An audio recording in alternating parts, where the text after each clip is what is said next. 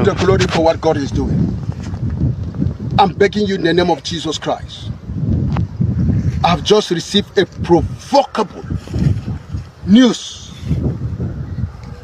that this grave, that 27 people are lying on this grave, and by God's grace we are going to build this grave. It's yet to be built because people are still mourning. People are still in trauma. So we allow people to subside in their pain, so that we come one day, we'll rebuild this monument. And the name of the people that have been destroyed, killed, together with children, we all label it out as that of Dogona Hawa. My fellow brothers, as I'm here, people were crying. Why should Sheikh Gumi open his mouth and say it was an empty corpse? All Nigerian lawyers, I'm begging you in the name of Jesus Christ, those that have the heart of Christ, the Son, we are going to sue Sheikh Gumi, and this place, they are going to guide it. I've told the security, the youths, all the youths, make sure you guide it, because Fulani terrorists are still coming back to come and remove the corpse. Yes, so that to prove to their sheikh that it was an empty corpse. So another one has been raised. All Birom youths should be on red alert. War is on ground already. Sheikh Gumi has said war. We are in pain, but he has more pain to us. 27 people are on the ground, and he's saying it's an empty cross. Director of SSS, the GOC, Chief of Staff, let me tell you, if all of you are not terrorists, you will all be present here. The youth, we are ever ready. We are going to dig the graves. World press camera should come to this place. We are ready to remove the corpse before the eyes of anybody. I will open the coffin one after the other. World press, send your press to this place.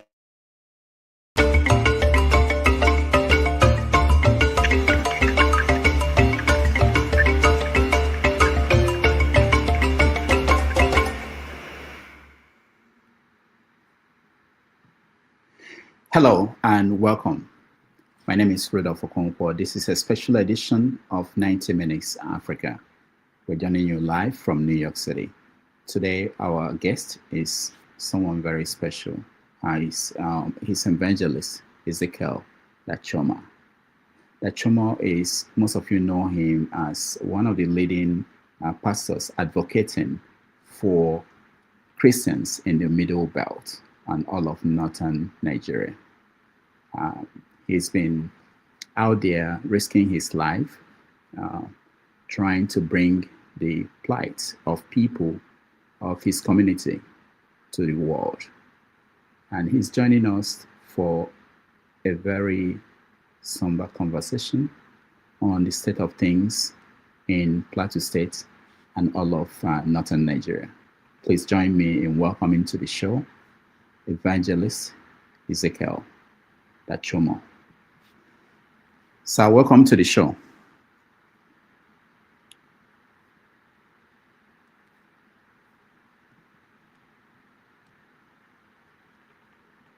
We lost him just the moment we finished the introduction. He has little time to stay with us, so I'm rushing to make sure that we get as much as we can from him before he goes. So we'll get him back. It's been very difficult getting connection with him in Plateau State, but we will get him back to join us and have a conversation on the state of things in northern Nigeria.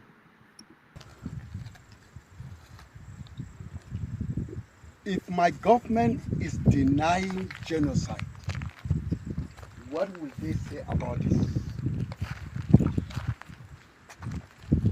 United Nations, European Union, take note.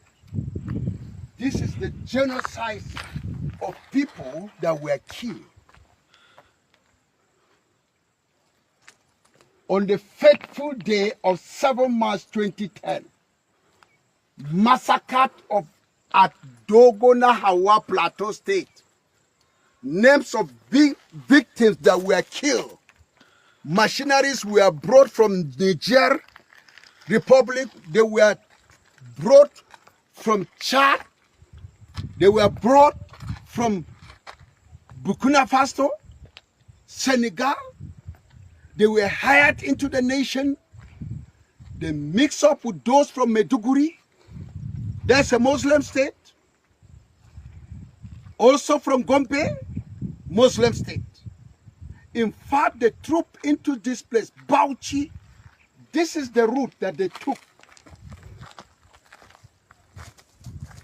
By about midnight, they invaded this village. We are living peacefully in this Dogona Hawa. These are the victims of massacre.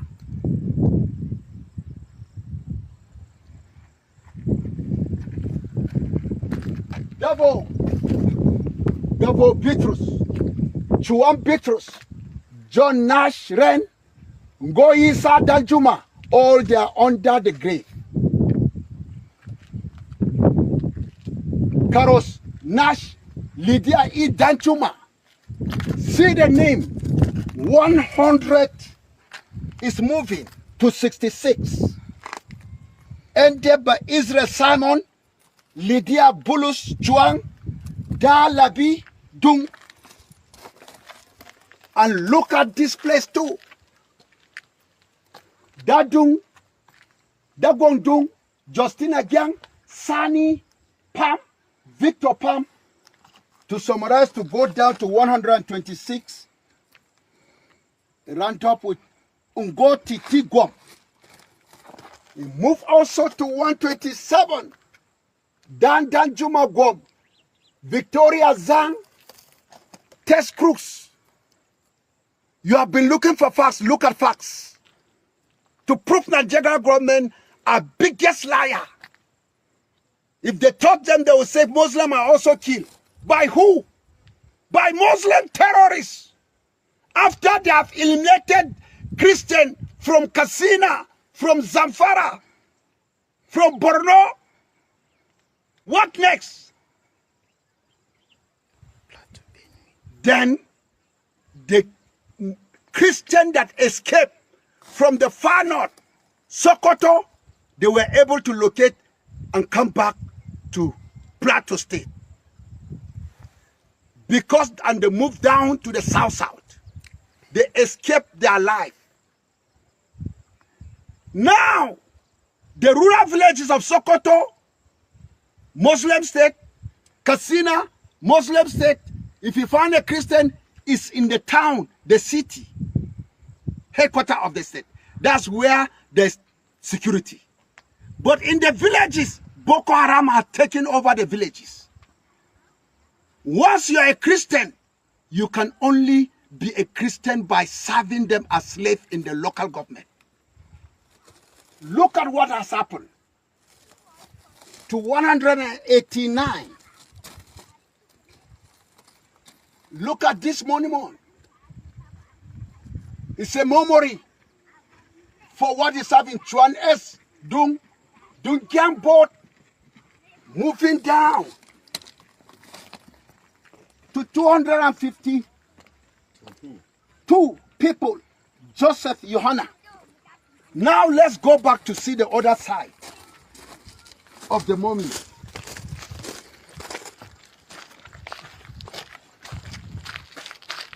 It continues from 250. Zongdungzi, Chuangdi, Jik, Da Gyang Pam Tang, Kumbo Gyang Tang. It moved down to 315. That is Nerat Jong. We move again to 316. Peace John, Ezekiel Palm, it moved down again to 378. That's Paula Joseph Nyam. Sure. It shift again from the top. Dadungyang, Wendavo. It moved down.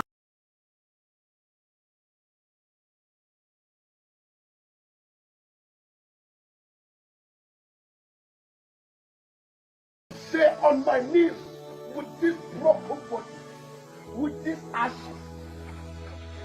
that the Fulani terrorists have burned down many houses, many souls have died. And if it is because of sin of humanity, I say, God forgive us. We have sinned against you. Father, the second time, as Naaman went into the water 7 times, I am bathing myself with this ash. Let you just see. Father, let the Spirit of the Lord rest upon us. Show mercy. Show mercy. Show mercy on the Christians in Nigeria. Father, let the Spirit of counsel, according to Isaiah 11 verse 2, rest upon the church. Show mercy. Our life is in danger.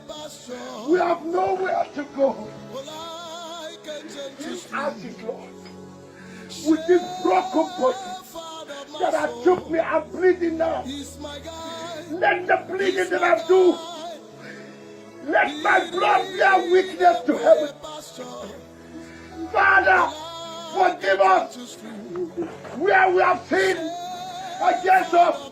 We are confessing the sin of our fault. Jehovah, this ashes, oh, the Spirit of cancer, take over. The Spirit of might, the big time, rest upon us. We can keep us. Only you, Jesus, come. Only you, Jesus.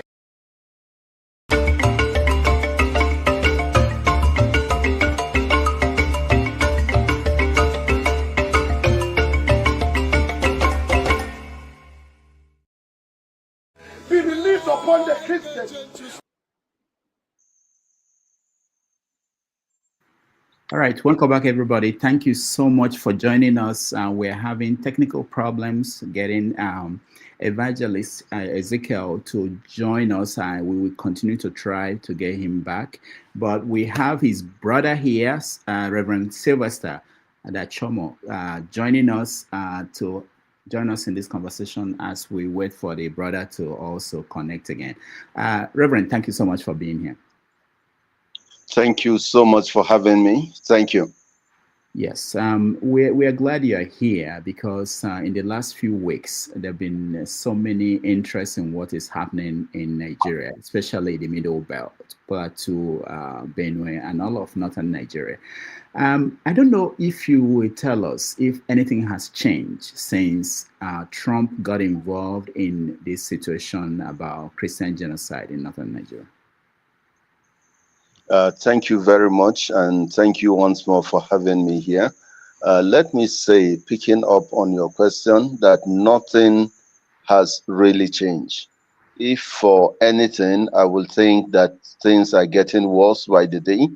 The killings of people in our villages and the destruction of farmland and farm produce has continued even on a more higher scale than it was before President Trump's statement.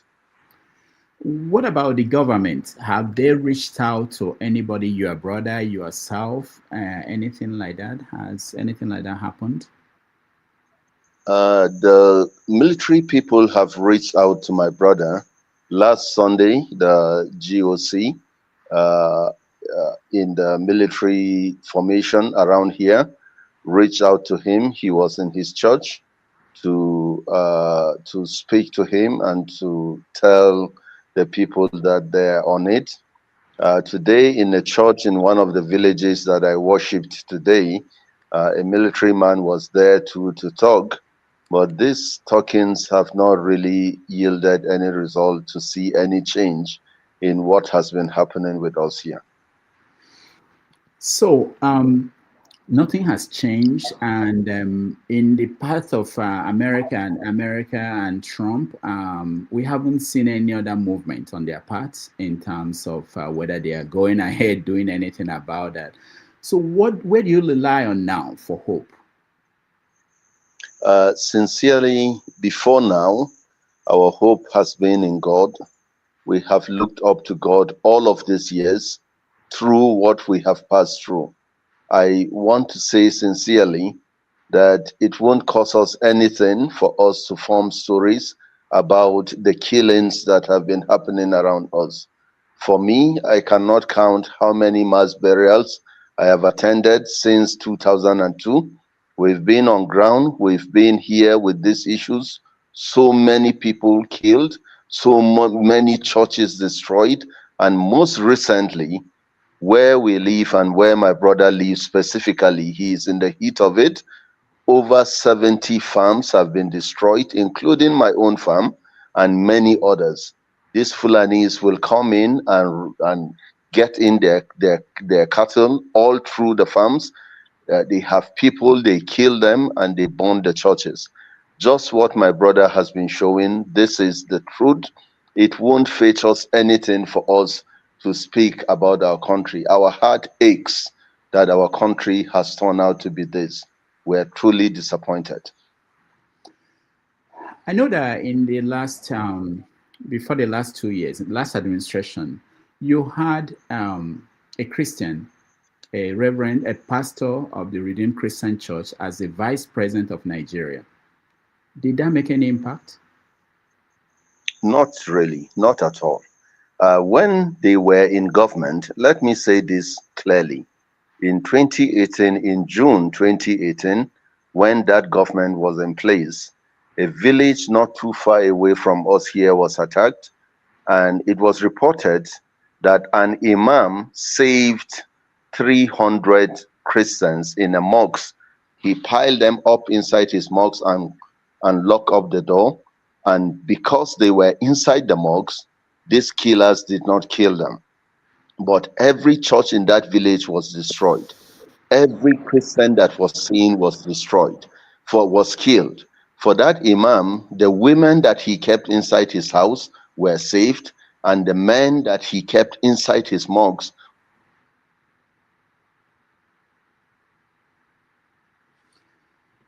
All right. This is, for those joining us now, this is Reverend Sylvester Dachoma, who is the brother of Reverend Ezekiel, who was our scheduled guest. We are having internet connection with Plateau State today. We initially saw the brother, introduced him, and he got disconnected. So we will continue the conversation. Hopefully, Reverend Sylvester will reconnect and join us. He's frozen at this moment. We were actually considering doing an audio call with Reverend Ezekiel, but we can't even get him on the phone right now, and the connection seems to be bad, or maybe there's something else that is going on.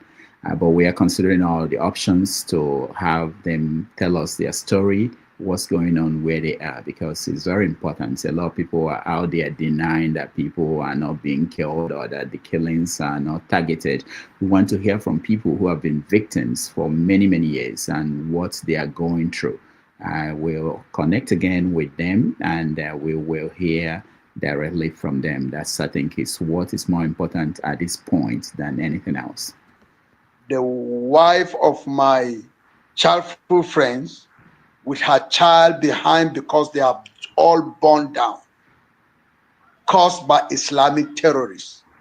The monument, the grave is there. 13 people were killed in that day. And I went to Dogo Hawa, I saw that clips where 501 people were killed in one particular night. Dogonawa is a village just east of Jos, Plateau State, Nigeria. There's frequent attack. Will I say about the Christmas Eve? When everybody was preparing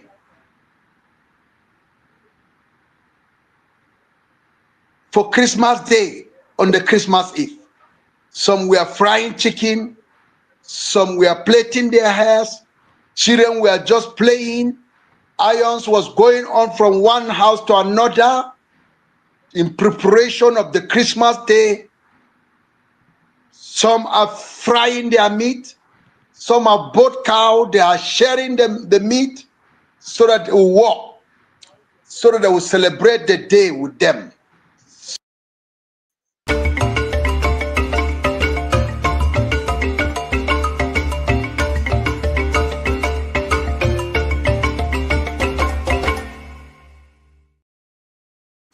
All right. Raise a voice.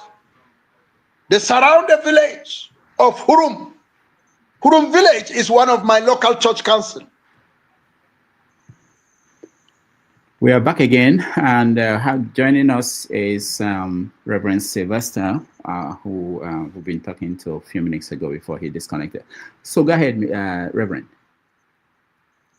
Yes, so I was trying to prove a point that this genocide is targeting Christians. In that year, 2018, every Christian that got into that mosque was saved because the mosque was the safe place.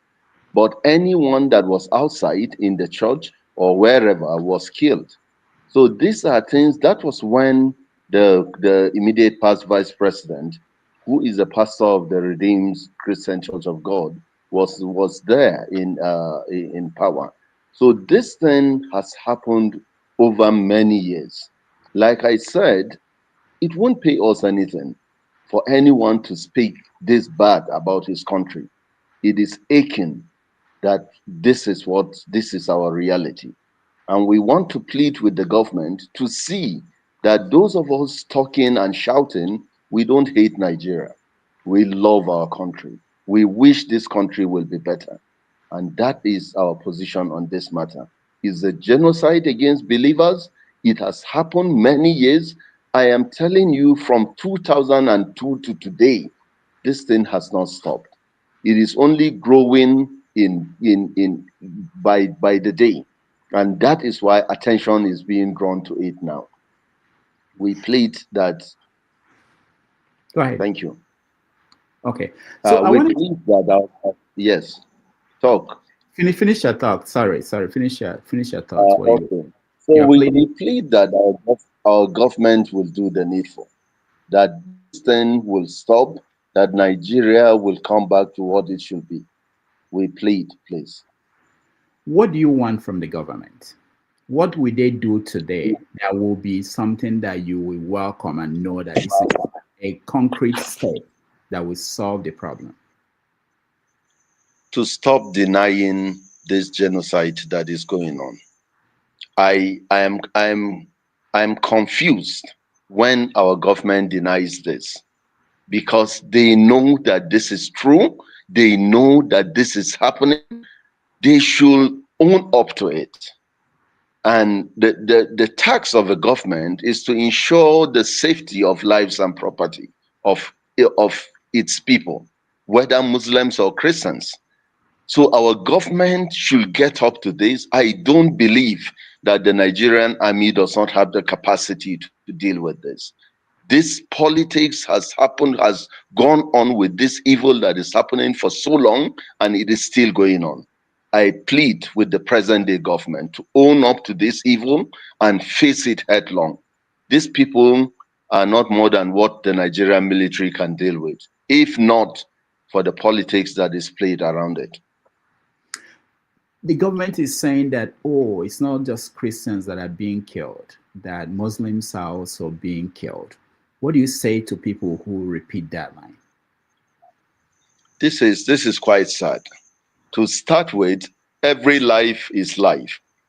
If they have owned up to the fact that Muslims are being killed, then they have owned up to the fact that others are also killed in it. But for us in Benue and Plateau State, these are places that are predominantly Christian. And this thing has remained here unabated for many years, is targeting the Christian population in the north to ensure that there are no Christians in northern Nigeria. We must say this headlong. This is our ancestral land. We don't have any land to run to. We cannot move to southern Nigeria and claim any inch of a land there because we are Christians. We are Christians, indigenous people of northern Nigeria, and we have the right to go on the religion that we have chosen for ourselves. We plead that the government should own up to this evil and do the needful. Thank you, Thank you. Thank you. So, oh, your brother is left again.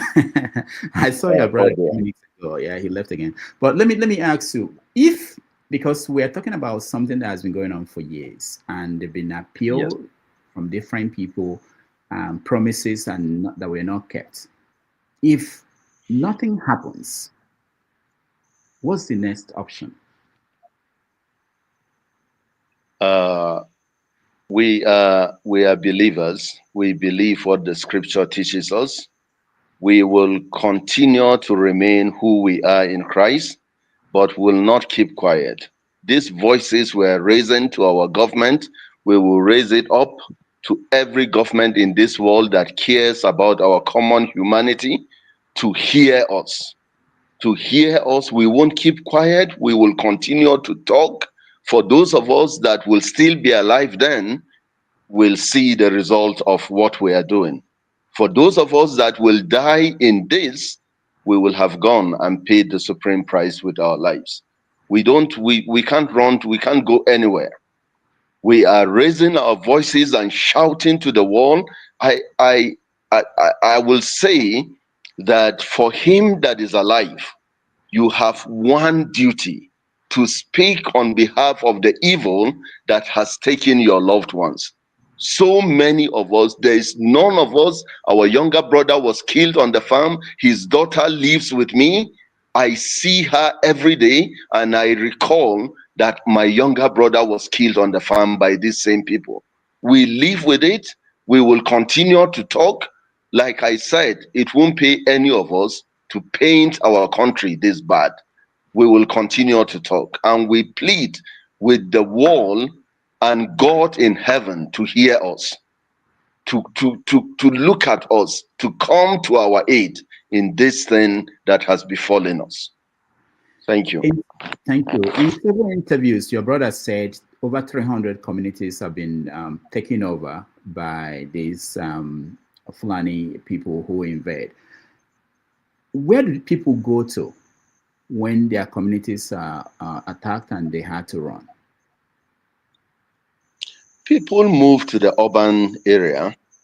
Here in Jos, where we are, a lot of people have moved into the urban area, and the slums are getting bigger by the day, and the government or even the church is getting overwhelmed with internally displaced people. Some will move to their relations in the urban area. Some will move to uncompleted buildings in the city centers and just get into any building that there is a roof on it, whether there are doors or windows in it or not. They just move into the urban areas. There is great urbanization that is happening, that the urban slums are swallowing by the day. And this is becoming a very big challenge. They are moving into the urban areas. There are no jobs for them. Their farms are being taken over in the villages. No food is being produced. Even those that are remaining there will go to the farms and the crops will be destroyed close to harvest. They won't even destroy the farms when they are still young. They will wait when you are about harvesting.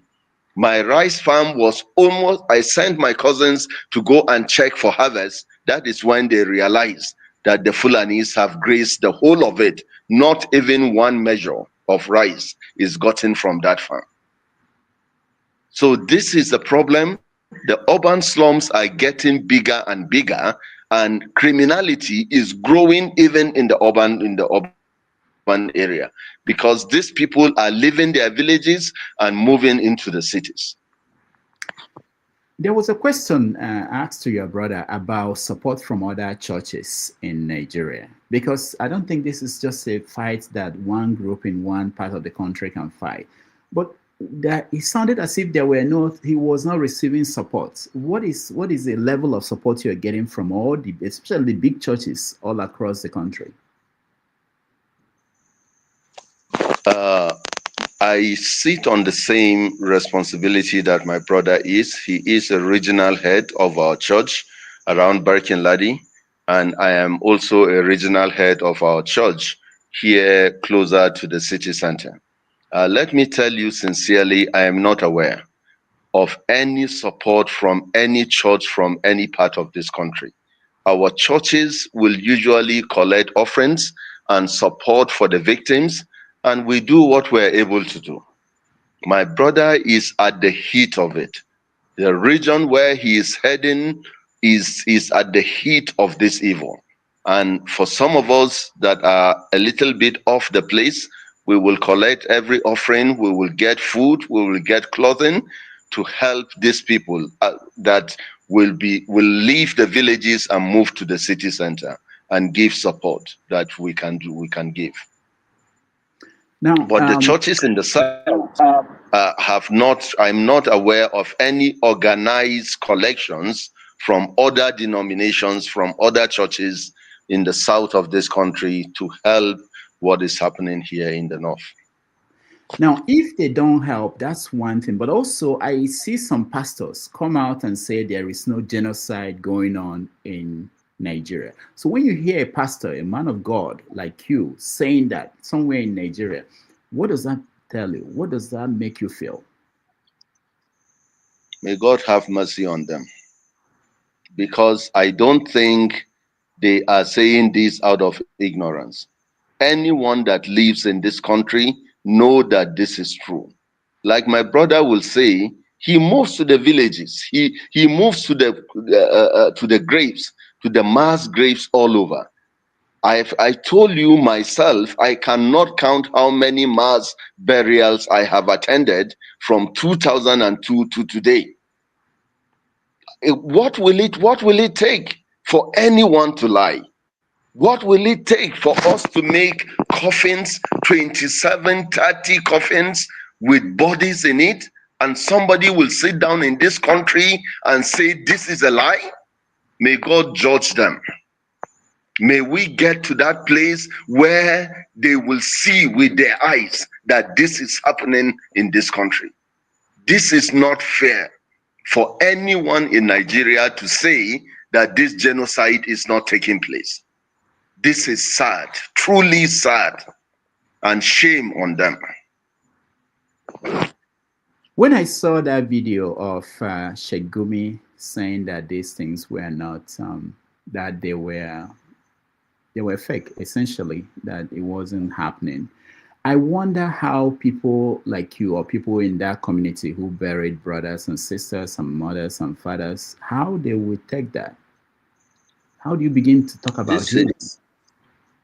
This is why we are talking the way we are talking, because the pain is real. The pain is much for somebody to deny this. I am telling you, I have been on ground here for a long time, together with my brother and others. We have seen this. We can list names with ages, with sexes, with everything to show you that these are not just fabricated names. They are human beings. They are somebody's father, somebody's daughter, somebody's child, somebody's wife. We will not, I have told you at the beginning that my heart aches that I'm talking this way about my country, but this is my reality. I wish I could talk differently. There was a question that your brother was asked about the governor of Plateau State, why what he is doing and why is he not doing more to help. And he gave an answer that because he's a Christian, his hands are tied. And then you look at Benue State, you have a governor who is a Reverend Father. We know that there are limits to the power that the governors have, but do you think that they're doing all they can in terms of pressing the federal government to take action? What do you think? The reality of this is that these governors have a limit to what they can do. By the constitution of this country, the military, the president is the commander-in-chief. Even the Nigerian police is not under any governor. These governors have their limits. They have their frustrations on what is happening. Some of these governors, if not on camera, I'm sure they turn away their faces and they also wept. They also cry over what is happening to their people. I want to say, I want us to get to a place where a governor will not mind about being politically correct, where a governor will not mind about keeping his seat, to shout on the rooftop and say, this is happening, this is enough, even if it will cost him the seat of the governor. I pray that we get to that time, that these people will not mind what will happen to them. For some of us, what we are saying and giving these interviews have already set us on the other side of being politically correct or whatever, but we don't mind. At this age, we care about what happens to our children and to our grandchildren. May God help us. Thank you so much. Your brother said that there are young men and their fathers are up at night to guard communities now. That they don't sleep because the people that attacked several communities, they come in at night. Though, is that working? Is that helping? Yeah, for as little as it will, there is a village that was attacked in Bokos, a few kilometers away from here. One of the young men I spoke to said they were out at night to defend the community. Children and women were in the houses. But when these people came with a higher power than whatever they can do to defend the village, they also ran away. So it was the women and the children that were killed in the houses. So they will do whatever they can. If it gets to a point where they are being overpowered, they will run away, and whoever is in the houses will be killed, and that is it. But that shouldn't be our story, because we have a government in this country, and we cannot be seen to be defending ourselves as if there is no government in this country.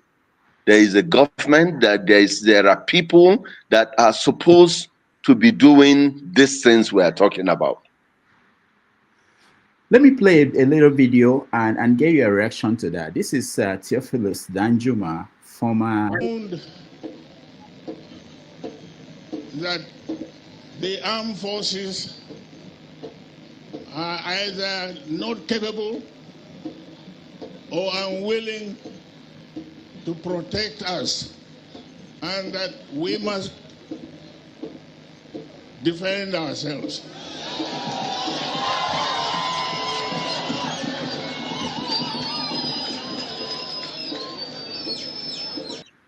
Now, in the Middle Belt region, they produce a lot of military officers all over Nigeria. Yeah. What is the thinking around? I know you are not part of it. You are a man of God. Around the role of the military, and especially officers from that region. How do they take what's going on, seeing devastation across their region?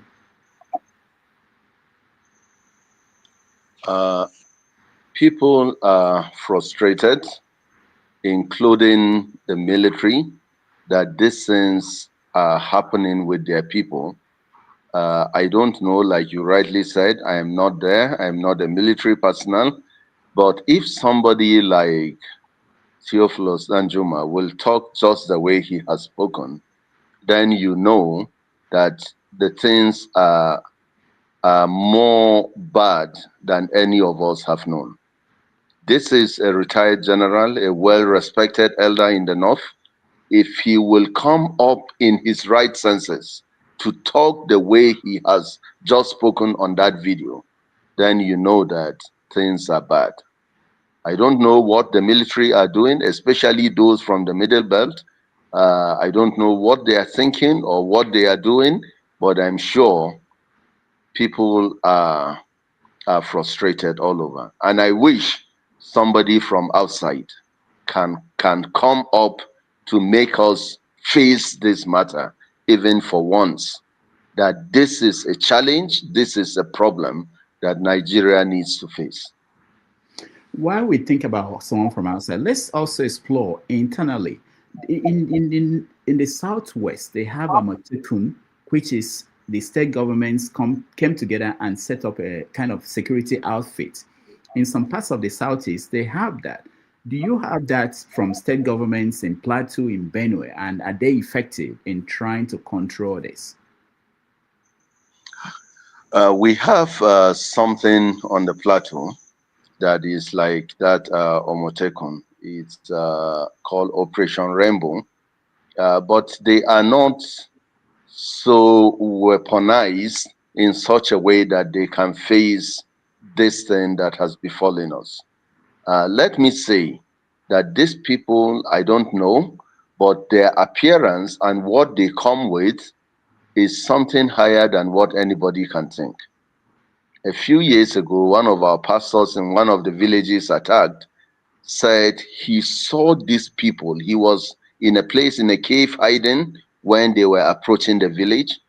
He saw people with AK-49s, AK-47s, some of them carrying extra bullets on their heads and heading towards the village.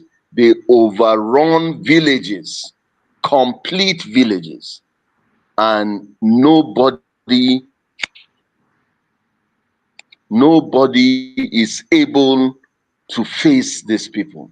The power they come with can overwhelm a community. It can overwhelm even the Operation Rainbow, the local security arrangements in the states. My brother, this is a big problem. This is an issue that we plead, whether internally or externally, that this problem should be faced. We don't want Nigeria to go that way. This country is too big to be allowed to go that way, because no country in West Africa can take displaced people and still remain intact. If it happens in Nigeria, the whole of West African sub-region will be subdued, will have serious humanitarian challenge. I plead with our leaders, I plead with whoever, people of right conscience, to face this matter and be sure that this country doesn't go that way. When you talked about external help, people from outside of Nigeria, I'm sure you are referring to Donald Trump as an example, President of the United States, and his plea to come in and help. What is the nature, if being that you are there, what is the nature, if you are, I know you're not a military guy, but what do you want to see? What do you want? You want occupation force to come and protect the people of the Middle Belt from them? What kind of intervention are you looking at as a civilian that you think will be effective? That these people are dealt with. These are not angels. These are not invisible people. These are people that come across our borders. They get into communities. They overrun villages. We want the military. We don't have weapons. We don't have what it takes to face these people. As a civilian, I understand that I have a government that should protect my life, and the military is subjected to do that. Why are they not doing it? Why are they not doing it? Why are we so helpless that people are coming, they will come and kill 7, kill 10, kill 20, we go to bury them, and we wait for the next set of people that will be killed to go and conduct burials? We don't have what it takes. That is the helplessness that you see on our faces. We don't know what to do. These people are experts in killing, and they are doing it. I met someone here in New York who is an American and heard about what's going on in Nigeria. So he asked me, why are they killing Christians in Nigeria? And what can they do? If you're talking to someone like that, what will you say? What can they do? What can people of goodwill across the world who are beginning to hear what is happening to your people, what can they do? Let me start by answering why they are killing Christians. This is a religious thing. People don't want to admit this truth. People will say it's fighting for scarce resources. People will say it's politics. No, it's economic issues. But let me say sincerely, these people come and they shout Allahu Akbar and kill people, including animals. These people come and they do what they do. What inspired these people are beliefs in what the sacred books of a religion has told them. When you die in this, you go to paradise. When you do this, you are rewarded somewhere in paradise. This is religion. We plead with our opponents who are leaders in that other religion to interpret their scriptures well, to look at their books, to look at their sacred texts and see what does a Quranic text means in 7th century Arabia. How do you interpret it in 21st century Nigeria? We want this kind of radicalization that religion is being used to push it to stop. Our opponents in the other religion should take up this. All people of goodwill should do this. That is why they are killing us. And let me say, what will people do? We want people to speak out. We want people to help. If it's subjecting the Nigerian government to face this reality is what we need to do, let the powers that be do this. Let them get our government. Let them ensure that we take this. This doesn't happen anywhere. In places where this has happened, we've seen the results.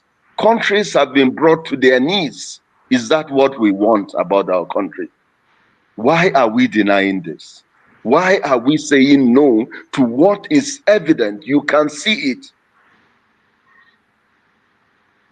You mentioned, thank you so much. You mentioned something that reminded me of a headline that is in today's newspaper. You mentioned that they should maybe reinterpret what's in the book. This is a headline in today's People's Gazette. Despite Trump's anger over Christian genocide, Tinubu's government welcomes Saudi cleric who preaches killing, enslavement of non-Muslims worldwide. Are you familiar with this preacher? I'm not familiar with this man, but if this is true, then it's sad. It's truly sad. Let me play a little bit of what he says, what he believes. Sorry, my studio is full. Let me just a minute. I'll play. It's very important that I like the way you expanded the conversation because when we talk about what's the solution, we don't tend to think we think only about security, protecting, but there's indoctrination. There is an issue of what people believe. And let me play you a little clip of what this cleric who came to Nigeria, and he's currently in Nigeria. He spoke in Lagos, I think, yesterday, and he's speaking in Abuja on the 22nd. Let's watch. Alhamdulillah wassalatu wassalamu ala rasulillah wa ala alihi wa sahbihi wa man ihtada bihudah. Amma ba'd. It's a beautiful day in Abuja, Nigeria. Dear brothers and sisters in Nigeria, I am proud and honored to be invited once again. When Muslims go and conquer the adjacent country, what do? We kill them all? No. The Prophet says, the first thing you do is call them to Islam. If they refuse, then tell them Allah obliged upon you to pay taxation. In return, when enemy comes and attack your country, you don't fight. We Muslims protect you. Subhanallah, for this little money? Yes. And you enjoy sitting in your homes and in your country and live your life normally. But the ruling is for Sharia. So you do not open nightclubs, you do not fornicate. If they refuse, then we have to fight. And if we fight you, then we capture you, you become our slaves, and we take your land, and you take where, because you refuse. I give you two good options in the coming 40, 50 years when the Muslims become strong as they're supposed to be. All right, so this is the ideology that he goes about preaching. And so when you hear that someone like this is in the country going around preaching, what does that mean? That you are seeing the outcome of such ideology? What does that make you think and feel? This is truly sad, but this is our reality. Because I have insisted that what is driving this genocide is religion. I have insisted, and this is just confirming it, this is the ideology that is driving this genocide. And it is sad if this country will still open its doors for people like that to come in already with what we have at hand. This is sad. And I don't know, but this is our reality now. I know you don't have a lot of time to spend with us. You have to go, I understand. But let me ask one more question, because I read somewhere where someone was analyzing the coming of Europeans to Africa. And they said that without Europeans coming, if they had not come, that there would have been a movement that Islam already came in. It will have gone all the way to the south, all the way to the south. And that's the people in the Middle East, that people, middle belts, your guys were the people who are holding up. You are the last people standing. Do you believe that? And what do you think that should be a lesson, based on what I read in that article, that it should be a lesson for those who are in the south, southeast, southwest, that if the middle belt should go down, that is their nest? You believe I believe that that history. In the story of my church denomination, the church that we pastor with my brother, there is a history book that was written, and on the chapter that started talking about the area where I live now, there was a quote from the diary of the white missionary that came and established this church.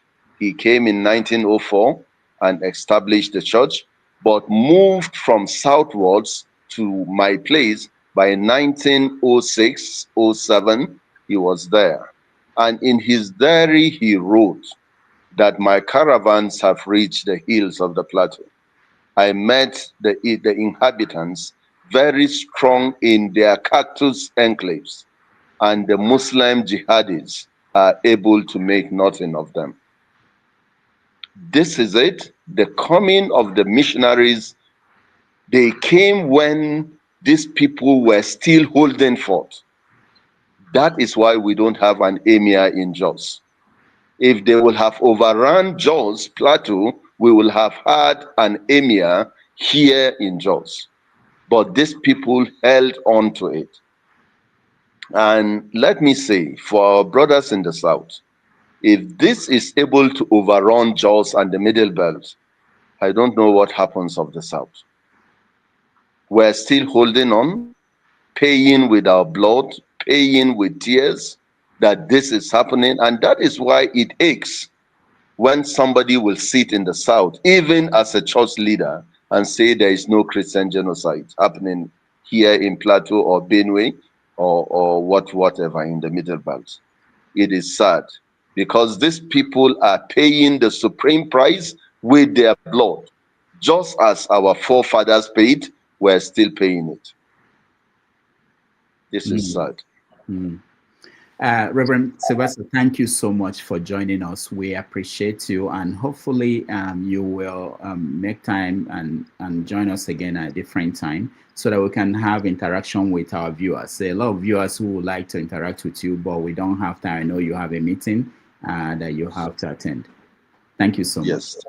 Thank you so much, brother.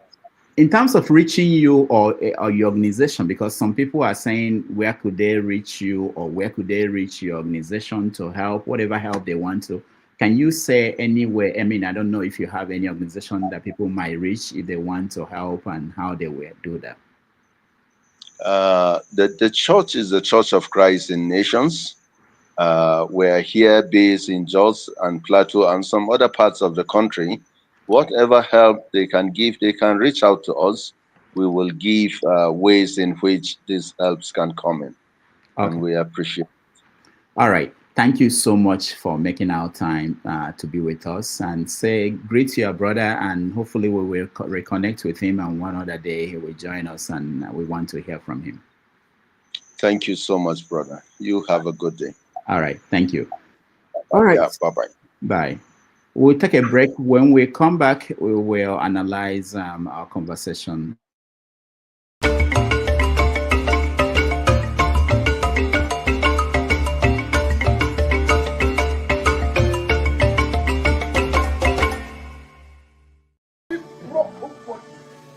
With this ashes that the Fulani terrorists have burned down, many houses, many souls have died. And if it is because of sin of humanity, I say, God forgive us. We are sin against you. Father, the second time, as Naaman went into the water 7 times, I am bathing myself with this ash. Let you just see. Father, let the Spirit of the Lord rest upon us. Show mercy. Show mercy. Show mercy on the Christians in Nigeria.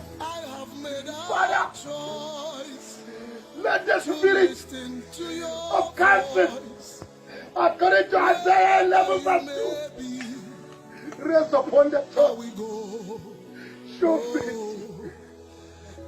Our life is in danger. We have nowhere to go. This ashes, Lord, with this broken body that I took me, I'm bleeding now. Let the bleeding that I do, let my blood bear witness to heaven. Father, forgive us where we have sinned against us. We are confessing the sin of our fault. Jehovah says, oh, the spirit of cancer, Jehovah, the spirit of might, the fifth time rest upon us. We can keep only you, Jesus, come. Only you, Jesus. Only you, Jesus, come with the spirit of knowledge. The 7 times I'm asking for mercy. Mercy. Mercy of the Lord. Mercy of the Lord. Be released upon the Christians all over the nation.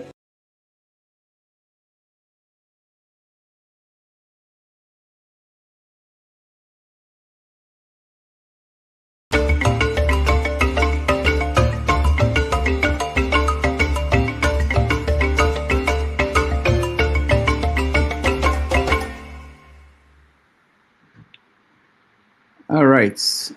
Welcome back, everybody. Thank you so much for staying with us. I have to apologize. Our guest was not able to connect. He joined twice or three times, but the line was not very good. But I hope we're able to get a glimpse of what's going on from the brother who is Reverend Sylvester.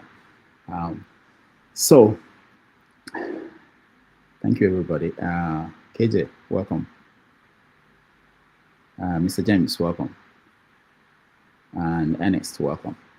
For those who want to join us, I will share the link on how to join the conversation. Let's start with you, Mr. James. You were here from the beginning. Go ahead. Thank you very much.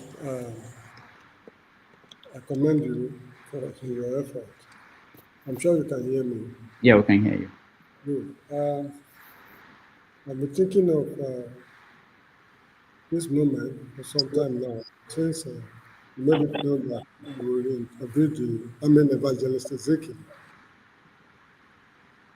There's something I would have loved to draw his attention to if he had come, or probably is listening to me right now.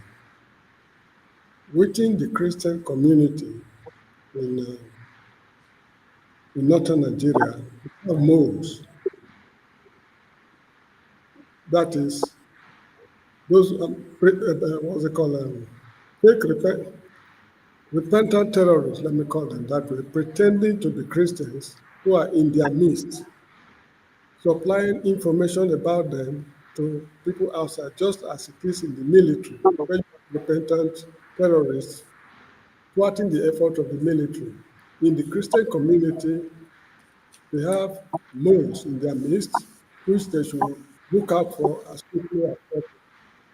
And the second point I want to make is, the government of Bola Tinubu is busy, should I say, in quotes, killing innocent terrorists. Why do I call them innocent terrorists? What they should go after are the sponsors of terrorism. Not these boys are just illiterate. Should I say, good for nothing, in quotes, having no hope for the future.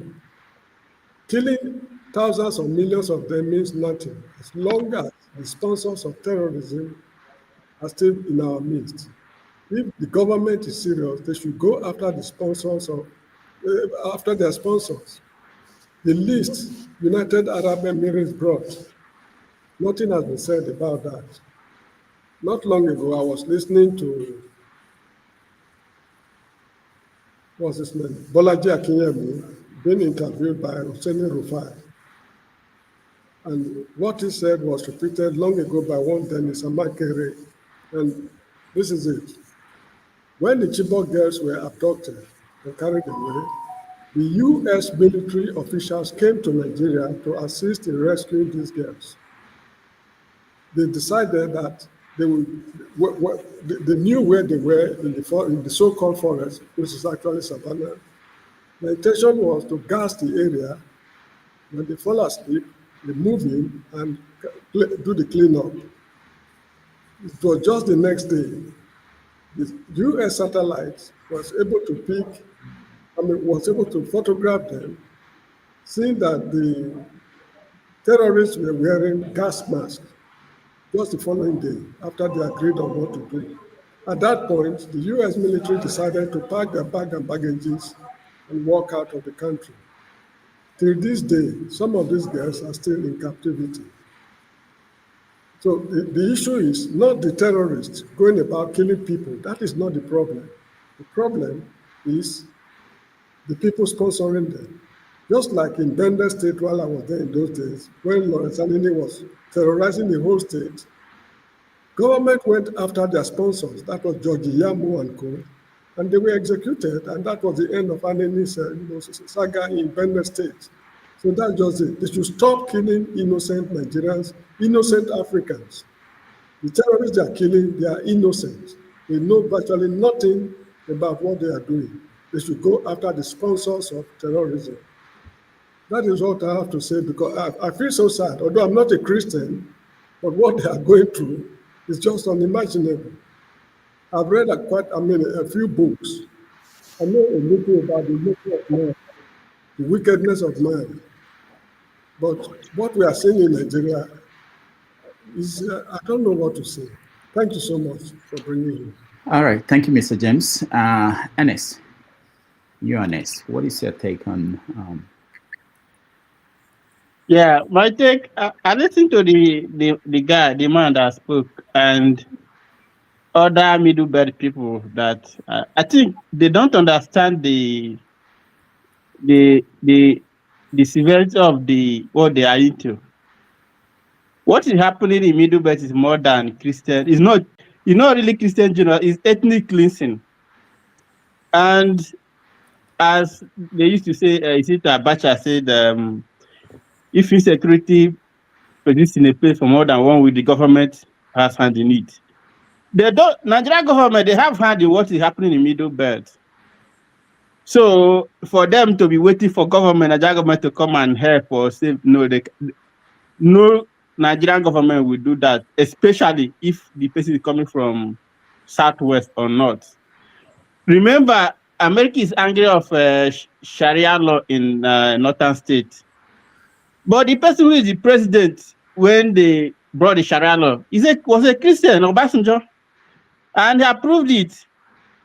So all these things, I think middle belt, they don't understand what they are into. It's more than Christian genocide, it's ethnic cleansing. And the plan is to take them away and replace them with the Fulanis. And Nigeria government is part of the plan. So if they're waiting for Tinubu government or anybody who's coming as a Nigeria government to come and help them, they're joking. So for me, they have only one chance. And their chance is to do what Nnamdi Kanu did. Bring up a militia to fight for themselves. If they're waiting for their state government, like if Nnamdi Kanu start wait for, let me say, is it a forest guard from southeast to spy Fulani that making mistake? Federal government, they have the might. They are part of the program that happened in Middle Belt. I don't know whether they don't know, but federal government will not fight Fulani militia. That's number one. If they want to save themselves, they should bring out Middle Belt Security Network, militia group, not supported by any government, outlawed. Government will be arresting some. They'll be ready to fight Nigerian army and even Nigerian police if they come in. My place are from Ihamufu. I will tell you, if you don't know what happened in Ihamufu in 2002, I traveled home. I couldn't stay in my village. They brought in Fulani militia. They were coming. There was news everywhere that they were coming. They were in Benue. They brought in Nigerian army from 82 Division. One Sunday afternoon, the Nigerian military were arresting people. If they see a guy, they will arrest the person. They were telling people, go inside, go inside. They don't want to see anybody outside. In the evening, around 6 p.m., Fulani people came and killed scores. You know, there was IDPs in Ihamufu, Enugu State then, 2002 December to 2022 December to January 2023. They were IDP camp in Ihamufu. There were no soldiers. They left. Fulani people came, killed people. When people came out and discovered that they were seeing houses burnt, corpses, they wanted to defend themselves. The military came back and started arresting them again. That is when they invited ESN. The people that cleared Fulani militia from Ihamufu are ESN, not Nigerian army or police. So if Middle Belt people, if they are waiting for Nigerian army to come, in fact, the more the presence of Nigerian army, the worse the insecurity. All right, thank you. So they should know that. So they just need militia, not government, state government to help, not federal government. Bring up Middle Belt militia who are outlawed. They will be fighting the government. They will be fighting the Fulani, because Nigerian government and Fulani militia are one. They are the same. They are doing the same subject. They will take over your land. Government is not going to do anything. In fact, what you are seeing now is PR by Nigerian government to shield the Fulani militia and the terrorists. So if I listen to all these middle belt people talking, even this pastor, they are wasting that. They will kill all of them. Nothing will happen. All right. Thank you so Okay. much. Yeah. Ernest. Let's get other voice in. And Ginger Media, welcome to the show. What happened? All right. Ginger Media is out, so let's hear from KJ. KJ, welcome to the show. Let me just let people know that this guest came courtesy of KJ. KJ did the work. Sometimes you guys don't know what it takes to negotiate and bring these people in. So KJ did that. Hold on, KJ. I think the media is back. Let me. All right, KJ, go ahead.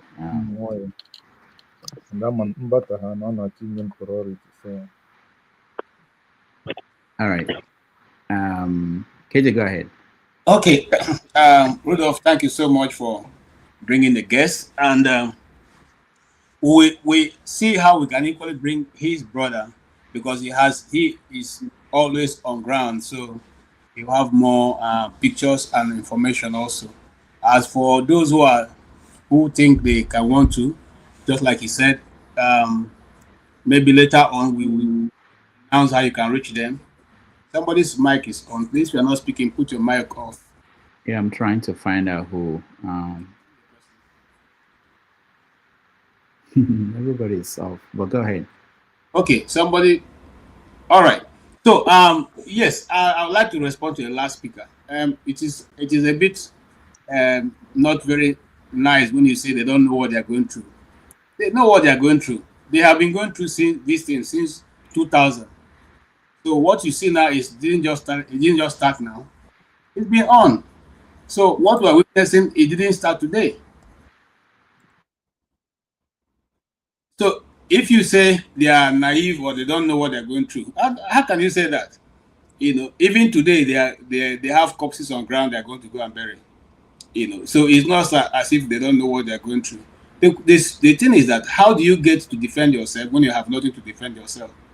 If you've been following it, you will realize that majority of the states that these attacks are taking place, before these attacks start, every community in Nigeria was disarmed. Even those who are local hunters, their local guns were taken away from them. In fact, there are some communities that you go, what you can only find are just some few machetes, you know, but nothing that can really hold, you know, fire from these people. So you find out that when they come in, it's a walk through. Do you defend yourself with bare arms against somebody who is carrying a gun? You don't. So the best you can do is to run away, hoping that the bullet will not catch you behind. You know. So this is what the people of the Middle Belt have suffered many years.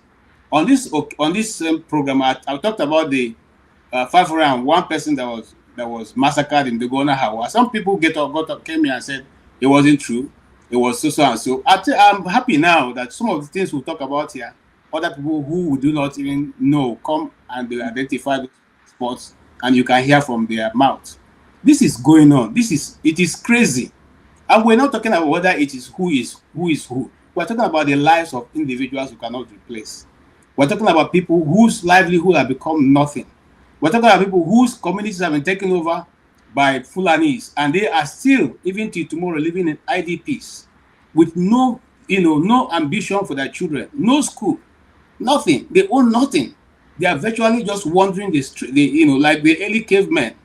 This is the situation that people in this region face. I used to go for a retreat. My company used to go for a retreat in a place called the Mangun. What's it called now? I forgot the name of the place. Okay, so part of where you see, I have been there many times to have a retreat, and so it is the land is so open that you can walk from anywhere and come into those communities. They can't even defend it. Okay, and those days we used to go, the people of that community tell us, don't go across, in case you want to hike, don't go across this hill, because if you go across this hill, you have Fulanis on the other side. But at this time, we're talking about the time that these people were not armed and they didn't pose any danger. The moment they discovered that they could take over those land, they became very, I don't want to use the word, but became very violent and said to take the people take over the villages and just mow people down. And so when some people come and they're making, this is not politics, for crying out loud. Please keep your political comments to yourself. This is not politics. This involves the, see, let me tell you how bad this is. I mean, I hope I can paint a clear picture to you. Some generations of human beings, their DNA have been wiped off. They cannot recover because all the relatives and their father, their mother, all were killed in this process. Some of the men who are living, their children were all wiped off, and they are old. They can no longer have children. Some of them, their parents, their fathers were killed, and only their mother left, wandering around. They don't have children. They cannot have children again. Some of them, it's their parents that are killed, and the children are just the ones left. They don't have relatives. All their relatives are gone. So they have to now find organizations like Stephanus or Imor Gebel's organization to adapt them. Okay, that's the only way they can make make life meaningful again. So when we're talking about this, it's not a question of, and look, these people don't go there. Even for those who say it's not only the Christian communities that are being striked, yes, but the few communities that are striked are those who do not agree with the ideology of the Islamization of the country Nigeria. And when the people who adopt people come, they don't only adapt people who are Christians, they also adapt those Muslims whose parents unfortunately were also killed. And they don't ask them to change their religion. They adapt them, bring them to homes and take care of them and allow them also to practice. So we are talking about how to help ourselves. And just like he said, where will contain us if the government refuses to nip this thing into the bag? Okay, this is my last point. Now, since this thing started, you asked that question. What has happened? Nothing. But let me tell you what has happened. They have intensified effort. If they were doing it 3 a day before, they are doing 5, 6 now a day. Okay? They've intensified effort. Just before this program started, I was trying to do a research, and I found out, I was reading a guy's post. He said, if you go and check all the pictures of Google where these people are carrying AK-47 will be taken down. So we're dealing with people who are who they've marshaled out what they wanted to do. On this same program, I said about a year ago, that the problem is that every outlet that speaks for Nigeria is being manned by a Fulani person. Go check. Every outlet, be it in the UN, be it in the African Union, go and check. So those are already blocked places where information cannot easily slip out. It is what they want, the narrative that the government want to paint, that they push out. And that's what they are going to say. If you listen to Nigerian media, it's almost like this does not even exist any longer. They're not discussing it. They've moved on. Okay? If not because of media like this and international media, okay, that are speaking about this, it's almost like it's forgotten about. Okay? And it's not going to stop. And let me say something, finally. Those people who are saying it's not going on, if you're not a Christian, if you're a Christian and you are saying this, you know what? The breakfast will be served also to you and your family. It's going around. It will eventually get to a point where whether you agree or not, it will get your doorstep. And the same thing that's happening there will happen to all of us. It's everybody. Because I'm not going to say, did you support it when it was going on? Okay, we'll leave you. No. If you are not going to be in that move, you will also go the way these other people are going. Thank you. All right, thank you, KJ. Our studio is full, and I will ask people to please, when you speak, I'll get you out so that other people will come in. Theophilus, I understand that you're a reverend pastor from that region. Welcome to the show. I'll mute yourself, please. Yeah, thank you. Welcome. Okay, where do you live? Are you there or are you outside the country? I live in the Liverpool, UK. Okay. And yes, it's such a privilege not to come up on this very program. I come from Plateau State, from a place called Bokos Local Government. And it has been on the headlines in the past months. So much has happened. And we just keep on hearing, of the frustration that our people are inside. Some of the people who have been killed, I know them personally.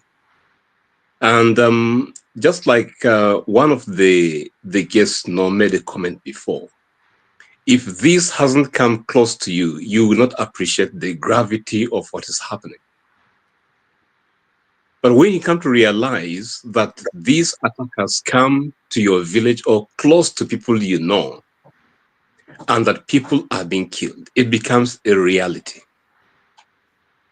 And whether people are in denial as to whether this is genocide or not, when you realize that this is sweeping from village to village, from community to community, it becomes a question that has not been addressed by our leaders. Reverend Ezekiel Dachoma, I know him personally because he was one of our leaders when we were still youths. So when I see the heart cry that he has towards what's going on, I can really appreciate the burden that he's carrying. And there are many others who are watching in frustration what is really going on.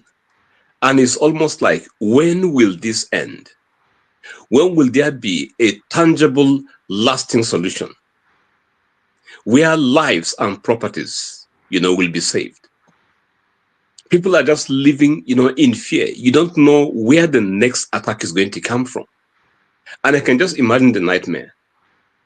My mom at present, has not been in the village for quite a while, because of how unsafe things are and because of her health challenge.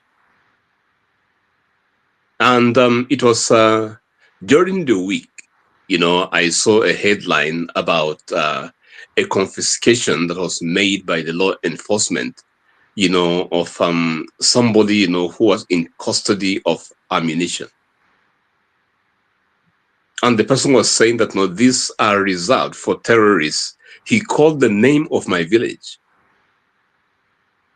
that the ammunition are reserved for terrorists from my village. When I read that, and when I heard that, I was alarmed that these people can designate where they want to move to next and prepare whatever mayhem they have. And there is a lot of debate and discourse as to whether America has good intention or no intention. I've been hearing people talking about, whether maybe they're coming because of oil and all of that. And people have not made that very comment when lives have been lost. And I begin to wonder, are we quantifying the souls of people who are being killed and destroyed to the resources that we are still debating whether America is coming for those resources or not? And it is my prayer, as a pastor, because I get calls, I get messages concerning what is happening. It is my prayer, and I believe, our own prayer collectively, that something will happen sooner than later. Because the scale at which this is happening and things are going on, we cannot just sit back and keep on watching and listening to what is happening. And our brothers from the South, we want to talk to our brothers from the South that they should realize that what is happening in the North can happen anywhere. As long as the line, of defense is broken, we cannot tell what's going to happen. But we are praying and trusting God that salvation will come sooner than later. And this issue will be addressed and be dealt with. Thank you so much, Rudolph, for giving me this opportunity. Thank you, Reverend Theophilus. If you can hang around, I would like to come back to you, but I want to give everybody a chance to weigh in at least at the beginning, and then we'll come back. Thank you. All right, Ginger Media, while you speak, I think our main guest, I just saw our main guest coming in again.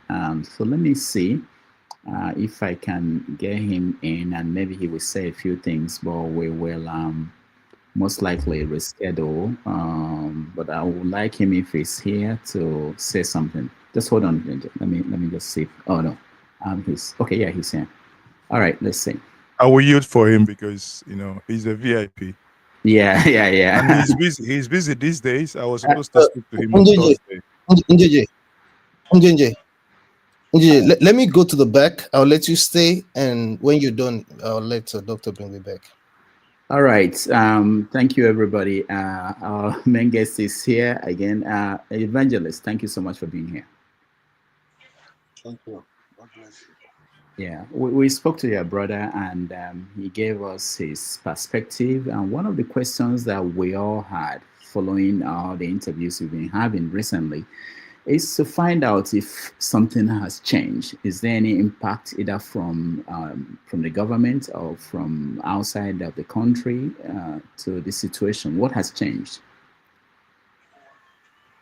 In fact, the truth is that, sorry, I lost, I don't have, my data has finished. So somebody had to send data to me Okay. before I return back. Okay. So what I'm saying is that the government is trying her best, but the Islamic terrorists have a hand in the government. Whatever good decision the government brought, they attack it. They watered it down. As I'm talking to you, I was just coming from the farm. That's why I'm tired. The Fulani herdsmen placed their cows throughout the night, destroy over 7 farms. The community called me. I have to rush to the place. I saw the damage. It's on my Facebook. Because they are chanting before Trump will come, they will deal with us. And we, on our side, we must do everything within our power to defend ourselves, to defend the old ones, the children, in which we have a right of defense in this country. Christians are just sleeping. But with what has happened, we are awakened. And by God's grace, even the president of Khan explained he wasn't the one that made that statement, that there is no genocide. And the people that did it, they have to go back to social media and ask for forgiveness. And we are having a meeting of all Christian Association of Nigeria on Tuesday. And I'll be there. Because what is happening, my leaders must speak. Because if we don't speak, we have not seen trouble yet. And these people are bent to destroy. They have no sympathy. I was just quarreling with one of the army that I should never take my case to the social media. I say, who are you? Because you have found That's us what they in. told you? Yes. I said, who are you? In those days that you people are stopping us not to go to social media, not to videotaping anything, have you stopped the crisis? No. But now we are crying out because we have no hope in our citizens in the state, in the nation. We cry out, help can come from anywhere. When somebody, a float want to go with him, even if you give him a knife, he will grab it. So we have to grab it. We are calling that God should come down into Nigeria. And God has used Trump to pronounce the country a country of peculiar concern. It's a coming down of God. I have concern for my people in Egypt. So let me go down. Exodus chapter 3 verse 7. Trump is saying, let me go down into Nigeria. It's entirely with what God did to save Israel from Egyptian, because they were in slavery. We are in slavery. You don't know how we are in slavery. Women are being raped from the farm. Seriously.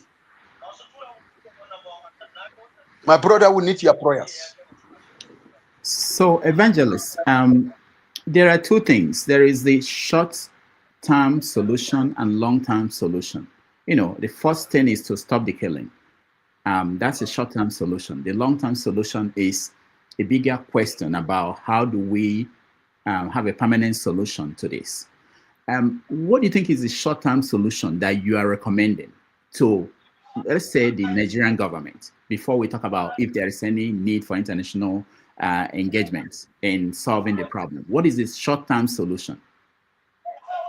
And the short-term solution, everybody, every Christian must enter into the realm of self-defense. When the Muslim knows that we have self-defense, if they enter a village, we should never allow them to go out. Because normally they commit damage to us and run to their base, where we'll be left crying. But this time around, we have to follow the constitution of the nation. This is the short-term solution. If they hit this village and they see defense, they hit another village, then this thing will stop. Because the reason I have to tell you, repented Boko Haram has been absorbed into the government. So now, if they are coming to help, repented Boko Haram will give information. They will signal their brothers, the Fulani terrorists. It has just happened just about 2 weeks ago. The Fulani terrorists killed a soldier. Soldiers were angry for their colleagues was killed.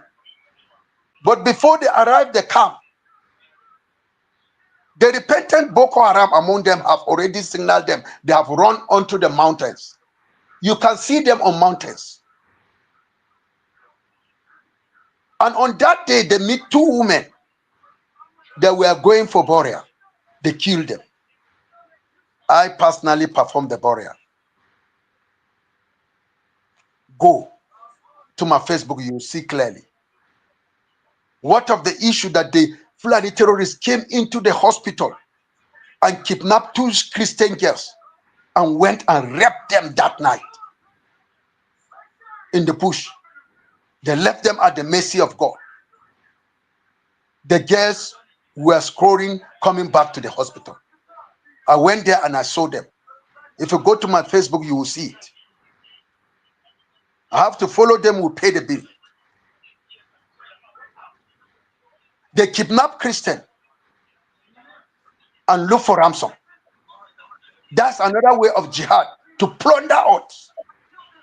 My pastor's wife was kidnapped. We have to organize to pay the ransom.